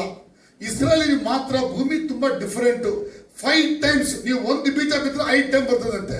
ಅಥವಾ ಕೆಲವು ಟೈಮ್ ಅಲ್ಲಿ ಗಲಿಲೆಯ ಪಕ್ಕದಲ್ಲಿರ್ತಕ್ಕಂಥ ಭಾಗದಲ್ಲಿ 10 ಟೈಮ್ಸ್ ಬರುತ್ತಂತೆ. ಅದೇ ಜೇಸ್ ಹೇಳ್ತದ್ರಲ್ಲಿ ಸ್ಪಿರಿಚುವಲ್ ಆಗಿ 30 ಟೈಮ್ಸ್, 60 ಟೈಮ್ಸ್, 100 ಟೈಮ್ಸ್. ಅಂದ್ರೆ ಎಷ್ಟು? 100 ಹಾಕಿದ್ರೆ 100. ಈ ಸಾಗರನ್ನ ದೇವರು ಆಶೀರ್ವಾದ ಮಾಡಿದ ಎಷ್ಟು ಟೈಮು? ದೇವರು ಮೋಶೆಯ ಮುಖಾಂತರ ಇಸ್ರಾಯೇಲ್ ಆಶೀರ್ವಾದ ಮಾಡಿದ ಎಷ್ಟೊತ್ತು? 1000 ಟೈಮ್. ರಬೇಕನ ಅವ್ರ ಮನೆಯವರು ಆಶೀರ್ವಾದ ಮಾಡಿದ ಎಷ್ಟೊಂದು? ಲಕ್ಷಾಂತರವಾಗಿ. ಹೇಳಿ ಆಮೆನ್, ಹಲ್ಲೆಲೂಯಾ. ನಿಮ್ಮ ನಂಬಿಕೆ ನಿಮ್ಮನ್ನ 1000 ಪಟ್ಟು ಅಲ್ಲ, ನಿಮ್ಮ ನಂಬಿಕೆ ನಿಮ್ಮನ್ನ 1,00,000 ಪಟ್ಟು ಅಲ್ಲ, ನಿಮ್ಮ ನಂಬಿಕೆ ನಿಮ್ಮನ್ನ ಕೋಟ್ಯಾಂತರ ಪಟ್ಟು ದೇವರ ಆಶೀರ್ವಾದ ಮಾಡೋಕೆ ಕಾರಣವಾಗ್ತದೆ. ನಿಮ್ಮ ಕೆಲಸದಿಂದ ಅಲ್ಲಪ್ಪ, ನಿಮ್ಮ ದುಡಿಯೋದ್ರಿಂದ ಅಲ್ಲ. ದೇವರ ವಾಕ್ಯವನ್ನ ನಿಮ್ಮ ಹೃದಯದಲ್ಲಿ ನೀವು ಸರಿಯಾಗಿ ಇಟ್ಕೊಂಡ್ರೆ ಅದರ ಫಲಗಳು ನೀವು ಯೋಚನೆ ಮಾಡೋಕ್ಕಿಂತ ಮಿಗಿಲಾಗಿ ಇರ್ತದೆ. ಅಂದ್ರೆ ಫಲ ಬರಕ್ಕೆ ಏನ್ ಕಾರಣ? ಹೇಳಿ, ಒಳ್ಳೆ ಭೂಮಿ. ಒಳ್ಳೆ ಭೂಮಿ ಅಂದ್ರೆ ಏನರ್ಥ? ವಾಕ್ಯ ಕೇಳಿದ್ರು, ಚೆನ್ನಾಗಿ ಅದನ್ನ ಅರ್ಥ ಮಾಡ್ಕೊಂಡಿದ್ರೆ ಮನ ತಿರುಗಿ ಪಾಪ ಕ್ಷಮಾಪಣೆ ಕೇಳಿ ದೇವರಿಗೆ ಸರೆಂಡರ್ ಆಗಿ ದೇವರ ರಾಜ್ಯ ಅವರಲ್ಲಿ ಬರುವುದಕ್ಕೆ ಅವರು ಅವಕಾಶ ಮಾಡಿಕೊಟ್ರು. ಎಲ್ಲರೂ ಬಾಯಿಂದ ವಾಕ್ಯ ಕೇಳಿದ್ರು, ಚೆನ್ನಾಗಿ ಗ್ರಹಿಸಿದರು, ವಾಕ್ಯಕ್ಕೆ ಸ್ಥಳ ಕೊಟ್ಟರು, ಮನ ತಿರುಗಿದರು, ಪಾಪವನ್ನು ಬಿಟ್ಟರು, ದೇವರಿಗೆ ಸರೆಂಡರ್ ಆದರು. ದೇವರ ರಾಜ್ಯ ಅವರ ಒಳಕ್ಕೆ 100ಕ್ಕೆ 100ರಷ್ಟು ಬಂದಿತ್ತು. ಒಳಕ್ಕೆ ಸೈತಾನ್ ರಾಜ್ಯ ಇಲ್ಲವೇ ಇಲ್ಲ. ಸೈತಾನ್ ಏನ್ ಮಾಡಿ ದೇವರು ಸಂಪೂರ್ಣವಾಗಿ ನಾಶ ಮಾಡಿಬಿಟ್ರು. ಗಾಡ್ಸ್ ಕಿಂಗ್ಡಮ್ ಪೂರ್ತಿಯಾಗಿದ್ರೆ ಮಾತ್ರವೇ ಫಲಗಳು ಹೊರಗೆ ಬರುವಂತದ್ದು. ಈ ಭೂಮಿಯಲ್ಲಿ ಫಲ ಏನ್ ಬರ್ತದೆ? ಒಂದು ಭೂಮಿಲಿ 30, ಇನ್ನೊಂದು ಭೂಮಿಯಲ್ಲಿ 60, ಇನ್ನೊಂದು ಭೂಮಿಯಲ್ಲಿ 100. ಅಂದ್ರೆ ಏನರ್ಥ? ಫ್ರೂಟ್ಸ್ ಯಾವಾಗ ಬರುತ್ತೆ? ನಿಮ್ಮ ಜೀವನದಲ್ಲಿ ದೇವರ ರಾಜ್ಯ ಸರಿಯಾಗಿ ಇದ್ದರೆ ಫಲಗಳು ಕಡ್ಡಾಯವಾಗಿ ಬರ್ತದೆ. ನಿಮ್ಮಲ್ಲಿ ಫಲ ಇಲ್ಲ ಅಂತ ಹೇಳಿದ್ರೆ ದೇವರ ರಾಜ್ಯ ನಿಮ್ಮಲ್ಲಿ ಕಂಪ್ಲೀಟ್ ಆಗಿ ಇಲ್ಲ. ಫಲ ಅಂದ್ರೆ ಯಾವುದು? ತೆಂಗಿನಕಾಯಿ, ಬಾಳೆಹಣ್ಣು ನಾವೆಲ್ಲ ಬಿಡ್ಬೇಕಂತಲ್ಲ. ಇಲ್ಲ ಇಲ್ಲ ಇಲ್ಲ ಇಲ್ಲ. ಫಲ ಅಂತ ಹೇಳಿದ್ರೆ ಒಳ್ಳೆ ಮಾತುಗಳು ಹೇಳಿ, ಮತ್ತವ್ರ ಜೊತೆ ಒಳ್ಳೆ ಮಾತನ್ನು ಆಡಬೇಕು. ಮಾತು ಕೆಟ್ಟದ್ದು ಆಡಕ್ಕೆ ಇದ್ರೂ ಕೂಡ ಏನ್ ಮಾಡ್ಬೋದು? ಮಾತನ್ನ ಕೆಟ್ಟದ್ದು ಆಡಬಾರ್ದು. ಯಾಕಂದ್ರೆ ನಮ್ಮ ಬಾಯಿ ಒಳ್ಳೆ ಮಾತು ಆಡಕ್ಕಾಗಿ ಕೊಡಲ್ಪಟ್ಟಿದೆ. ಯೋಚನೆಗಳು ಒಳ್ಳೆ ಯೋಚನೆ ಮಾಡಕ್ಕಾಗಿ ಕೊಡಲ್ಪಟ್ಟಿದೆ. ಇನ್ನಷ್ಟು ಕೆಟ್ಟಗಿರಿಗಳ ಹೃದಯಗಳು ದೇವರ ವಾಕ್ಯ ಒಳ್ಳೆದಾಗಿಟ್ಕೊಂಡು ಒಳ್ಳೆ ಫಲ ಕೊಡಕ್ಕಾಗಿ ಹೃದಯ ಕೊಡಲ್ಪಟ್ಟಿದೆ. ನಮ್ಮ ಕೈಗಳು ಒಳ್ಳೆ ಕೆಲಸ ಮಾಡಕ್ಕೆ ಕೊಡಲ್ಪಟ್ಟಿದೆ. ನಮ್ಮ ಕಾಲುಗಳು ಒಳ್ಳೆ ನಡತೆ ನಡೆಸಕ್ಕೆ ಕೊಡಲ್ಪಟ್ಟಿದೆ. For best living according to God, God poured out his power. ಯಾಕೆ ಕೊಟ್ಟ ಪವರ್ ಕೊಟ್ಟ? ಅವ್ರಿಗಾಗಿ ನಾವು ಬದುಕಕ್ಕಾಗಿ. ಈ ವಾಕ್ಯ ಒಬ್ಬನನ್ನು ಏನ್ ಮಾಡ್ತದೆ? ಚೆನ್ನಾಗಿ ಕೇಳಿದ್ರೆ ಅವನು ಬದಲಾದರೆ ಅವನ ಜೀವನನ ತಲೆ ಕೆಳಗೆ ಬದಲಾಯಿಸಿ ದೇವರ ರಾಜ್ಯದೊಳಗೆ ತರೋದು ಮಾತ್ರ ದೇವರು ದೇವರ ರಾಜ್ಯದ ಫಲಗಳಲ್ಲಿ ಕಾಣುವಂತೆ ಮಾಡ್ತಾನೆ. ದೇವರ ರಾಜ್ಯದ ಮೇಲೆ ಬಂದಿದ್ರೆ ಯಾವ ಫಲ ಹೈಲೈಟೆಡ್ ಆಗಿ ಕಾಣಬೇಕು? ಮಡಗಿಸಿಮ್ಮ ಎಂದ ಕನಿಗಳು ಕಾಣಲಿಕ್ಕೆ ಪಡ. ನಿಮ್ಮಲ್ಲಿ ದೇವರ ರಾಜ್ಯ ಇದೆ ಅಂದ್ರೆ what fruits you will going to show? Romans 14:17 ಹಾಕಿ. ರೋಮನ್ಸ್ 14:17 ಮುಗಿಸ್ಬಿಟ್ಟೆ. ಬೇಗ ಬನ್ನಿ ಬೇಗ ಬನ್ನಿ ಬೇಗ ಬನ್ನಿ. ರೋಮನ್ಸ್ 14:17 ಫ್ರೂಟ್ಸ್ ನಿಮ್ಮಲ್ಲಿ ಇದೆ ಅಂದ್ರೆ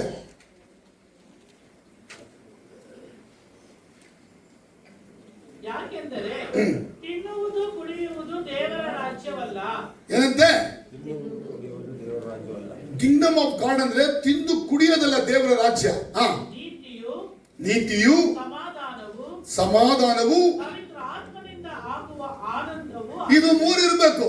ನಿಮ್ಮಲ್ಲಿ ಕಿಂಗ್ಡಮ್ ಆಫ್ ಗಾಡ್ ಎಸ್ಟಾಬ್ಲಿಷ್ ಆಗಿರೋದು ಗ್ಯಾರಂಟಿ ಇದ್ರೆ ಇದು 3 ಇದ್ದೇ ಇರ್ತದೆ. ತಿನ್ನೋದು ಕುಡಿಯೋದು ಇರಕ್ಕಿಲ್ಲ. ಅದು ನ್ಯಾಚುರಲ್ ಆಗಿ ಪ್ರಾಣಿನ ತಿಂತದೆ, ಪಕ್ಷಿನ ತಿಂತದೆ ಅಲ್ವಾ? ಅದು ಬಿಡ ಅಲ್ಲ, ಅದು ಲೆಕ್ಕ ಬರೋಕಿಲ್ಲ.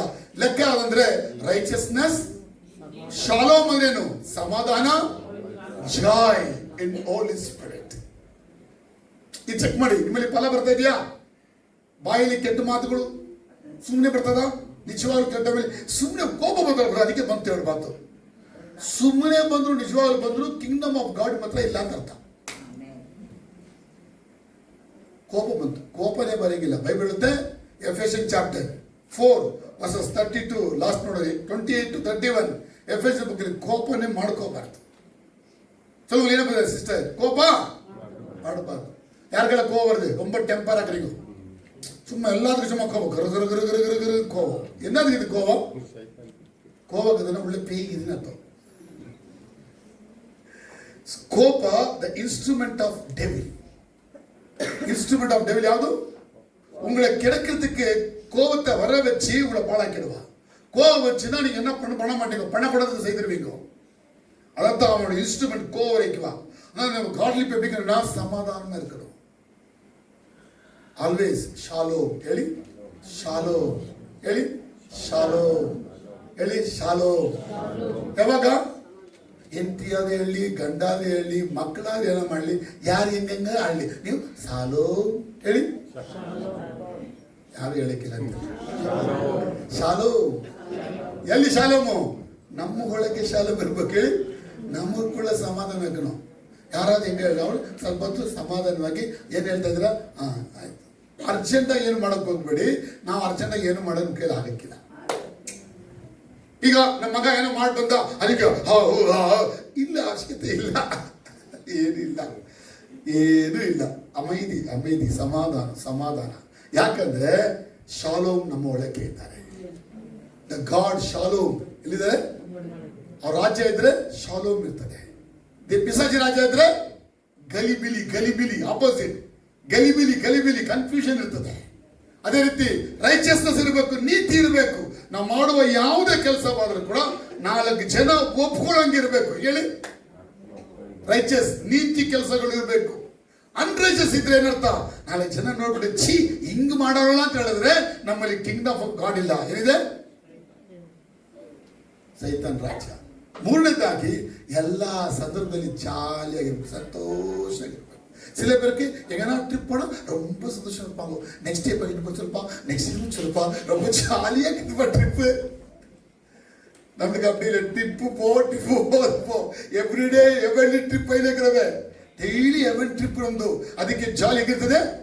Joy is for ever and ever. ಹೇಳಿ, ದೇವರು ನಮಗೆ ಕೊಟ್ಟ ಸಂತೋಷ ಎಂತ ಸಂತೋಷ? ಲೋಕ ಕೊಡೋ ಸಮಾಧಾನ ಕೊಡ್ಲಿಲ್ಲ ಅಂತ ಏನ್ ಕೊಟ್ಟ? ತನ್ನ ಸಮಾಧಾನ, ತನ್ನ ಸಂತೋಷವನ್ನ ಕೊಟ್ಟ. ನಮ್ಮಲ್ಲಿ ದೇವರ ಆತ್ಮ ವಾಸ ಮಾಡೋದು ಯಾಕೆ? ನಮ್ಮನ್ನ ಸಂತೋಷವಾಗಿ ಇಟ್ಕೊಳ್ಳೋಕೆ. ನಾವು ಒಂಟಿ ಅಲ್ಲ. ಹೇಳಿ, ನಾವು ಒಂಟಿ ಅಲ್ಲ. ನಮ್ಮ ಜೊತೆ ಯಾರಿದ್ದಾರೆ? ದೇವರ ರಾಜ್ಯ ಇದ್ರೆ ದೇವರ ಆತ್ಮ ಹೊಳಕ್ಕೆ ವಾಸ ಮಾಡ್ತದೆ.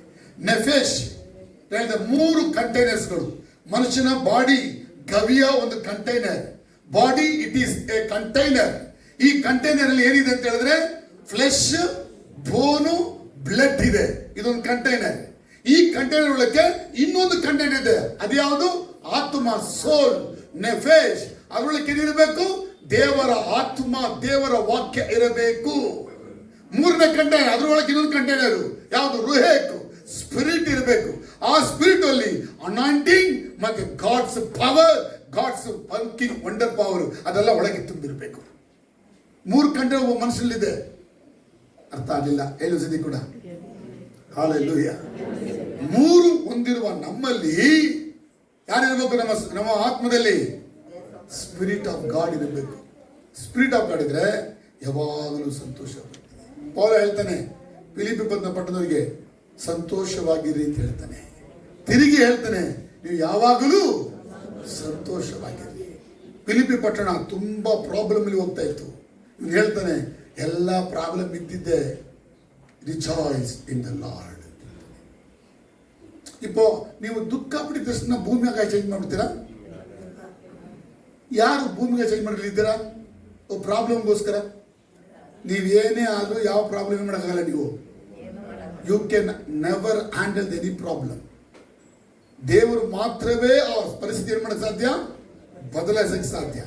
ಅದಕ್ಕೆ ದೇವರಲ್ಲಿ ಸಂತೋಷ ಪಡಿ. ದೇವರು ನಿಮಗಾಗಿ ಏನ್ ಮಾಡ್ತಾರೆ? ಎಲ್ಲವನ್ನ ನಿಮಗಾಗಿ ಮಾಡಿ ಮುಗಿಸ್ತಾನೆ. ಆಮೇಲೆ ಅಲ್ಲೆಲ್ಲ ನಿಮ್ಮಲ್ಲಿ ಸೈತಾನ್ ರಾಜ್ಯ ಅಳಿಸಿ ಹಾಕಿ ದೇವರ ರಾಜ್ಯ ಸ್ಥಾಪನೆ ಮಾಡಕ್ಕಾಗಿ ಜೀಸಸ್ ಬಂದಿತ್ತು. ಮೊದಲನೇ ಪ್ಯಾರಾಬಲ್ ಅರ್ಥ ಆಯ್ತು ಈಗ. ಯೇಸು ಯಾಕೆ ಬಂದ?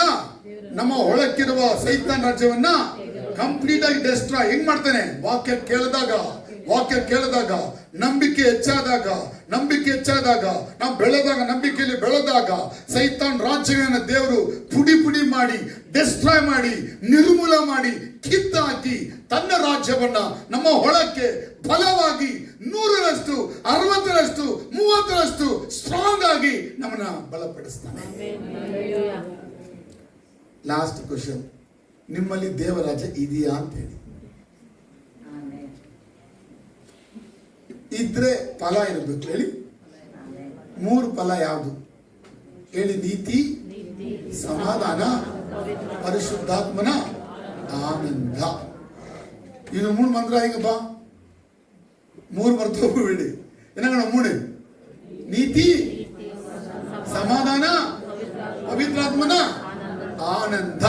3 ಇರಬೇಕು. ಇದು ಇತ್ತು ಅಂತ ಹೇಳಿದ್ರೆ ಕಿಂಗ್ಡಮ್ ಆಫ್ ಗಾಡ್ ಮಾತ್ರ 100% ಇದೆ. ಆಗ ನಿಮ್ಮ ಹೃದಯ ಎಂತದಾಗಿದೆ? ಸಾಫ್ಟು, ಆಮೇಲೆ ಡೀಪು, ಆಮೇಲೆ ಕ್ಲೀನ್.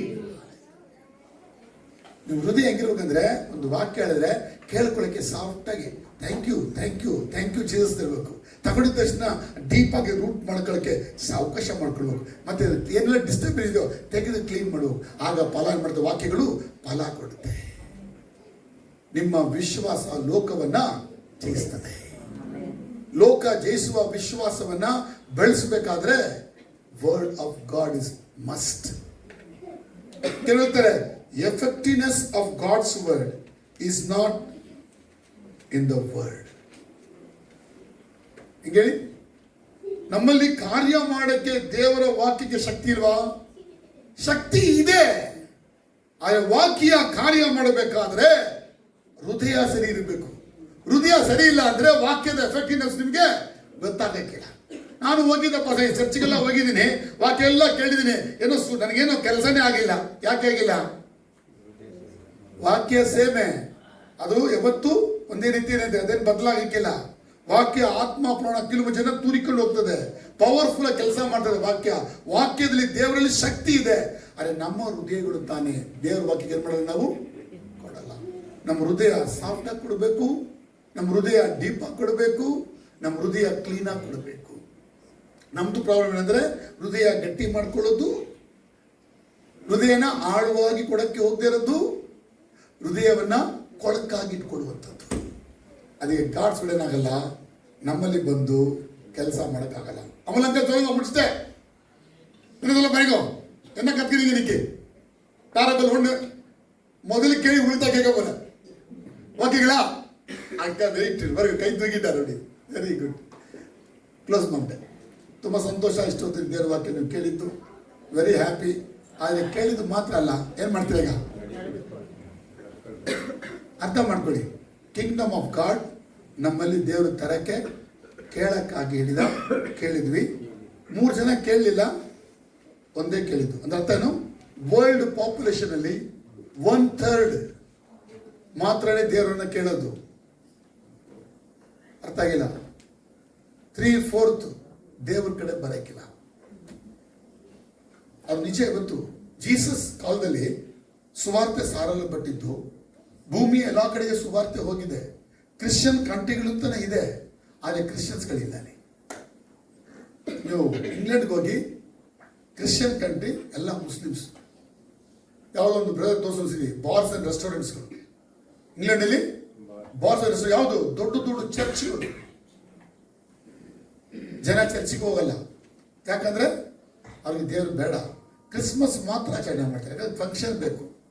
ಇವತ್ತು ಚರ್ಚ್ ಎಲ್ಲ ಸೆಲೆಬ್ರಿಟಿ ಚರ್ಚ್ಗಳಾಯ್ತು, ಚರ್ಚ್ಗಳೆಲ್ಲ ಕಾರ್ಪೊರೇಟ್ ಚರ್ಚ್ಗಳಾಯ್ತು, ಚರ್ಚ್ಗಳೆಲ್ಲ ಮೋಟಿವೇಶನ್ ಚರ್ಚ್ಗಳಾಯ್ತು. ಯಾವ ಚರ್ಚ್ ಬೇಕು ನಮಗೆ? ಟ್ರೂತ್ ಚರ್ಚ್ಗಳು ಬೇಕು. ಎಂತ ಚರ್ಚ್ ಬೇಕು ನಮಗೆ?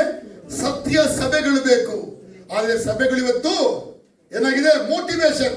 ವಿನ್ಸೆಂಟ್ಗೋಸ್ಕರ ನಾನು 4 ಮಾತಾಡಿ ಅವ್ರ ವಿಶ್ವಾಸದ ಮೇಲೆತ್ತದ್ದು. ಅಂದ್ರೆ ಡೈಲಿ ಇಂಜೆಕ್ಷನ್ ಕೊಡ್ತಾನೆ ಇರ್ಬೇಕಾಗಿ ಇಂಜನಿಗೆ. ಈ ವಾರ ಒಂದು ಇಂಜೆಕ್ಷನ್, ನಾಳೆ ಒಂದು ಇಂಜೆಕ್ಷನ್, ಅವಾಗನೇ ಅವ್ರು ಮೇಲೆ ಆಗಲ್ಲ. ಹಂಗಿರಬಾರ್ದು. ಸತ್ಯ ಸಭೆಗಳು ಬೆಳಿಬೇಕು. ಫ್ಯಾಷನೇಟಿಂಗ್ ಚರ್ಚ್ಗಳೆಲ್ಲ ಇರಬಾರ್ದು. ಹೇಳಿ, ಇರಬಾರ್ದು. ಅದೆಲ್ಲ ಡೆವಿಲ್ ತಿಂದಿರುವಂಥದ್ದು. ಮಾತ್ರವಲ್ಲ, ಕಾರ್ಪೊರೇಟ್ ಚರ್ಚ್ಗಳು, ಇದು ತುಂಬಾ ಡೇಂಜರಸ್. ಇವತ್ತು ಸತ್ಯ ಸಭೆಗಳಲ್ಲಿ ಇಲ್ಲ. ಒಂದು ಕಾಲದಲ್ಲಿ ತೋಮಾದಿಂದ ಸ್ಥಾಪನೆಯಾದ ಸಭೆಗಳು ಇವತ್ತು ಸಭೆಗಳಾಗಿ ಉಳಿದಿಲ್ಲ. ಎಲ್ಲ ಕರಪ್ಷನ್ಸ್ಗಳು. ಕಾರಣ ಕಾಸು. ಅದಕ್ಕೆ ಅಂತ ಬೈಬಲ್ ಬೇಸ್ಡ್ ಲೈಫೇ ಇಲ್ಲ. ಸರಿ, ಹೆಂಗಾದ್ರೂ ಹೋಗಿ ಹೆಂಗಾದ್ರು ಮಾಡಲಿ, ನಾವು ಮಾಡೋಣ. ಹೇಳಿ, ನನ್ನನ್ನು ದೇವರು ನಂಬಿದ್ದಾರೆ. ಹೇಳೋಣ, ಹೇಳಿ, ದೇವರೇ ನೀವು ನಮ್ಮನ್ನು ನಂಬಿದ್ದೀರಾ, ನಿಮ್ಮ ವಾಕ್ಯ ನಾವು ನಂಬ್ತೀವಿ, ನಿಮ್ಮ ರಾಜ್ಯ ನಮ್ಮಲ್ಲಿರಲಿ, ನಾವು ನಿಮಗಾಗಿ ಏನಾದರೂ ಮಾಡಕ್ಕೆ ಈ ಕಾಲಘಟ್ಟದಲ್ಲಿ ನಮಗೆ ಸಹಾಯ ಮಾಡಿ.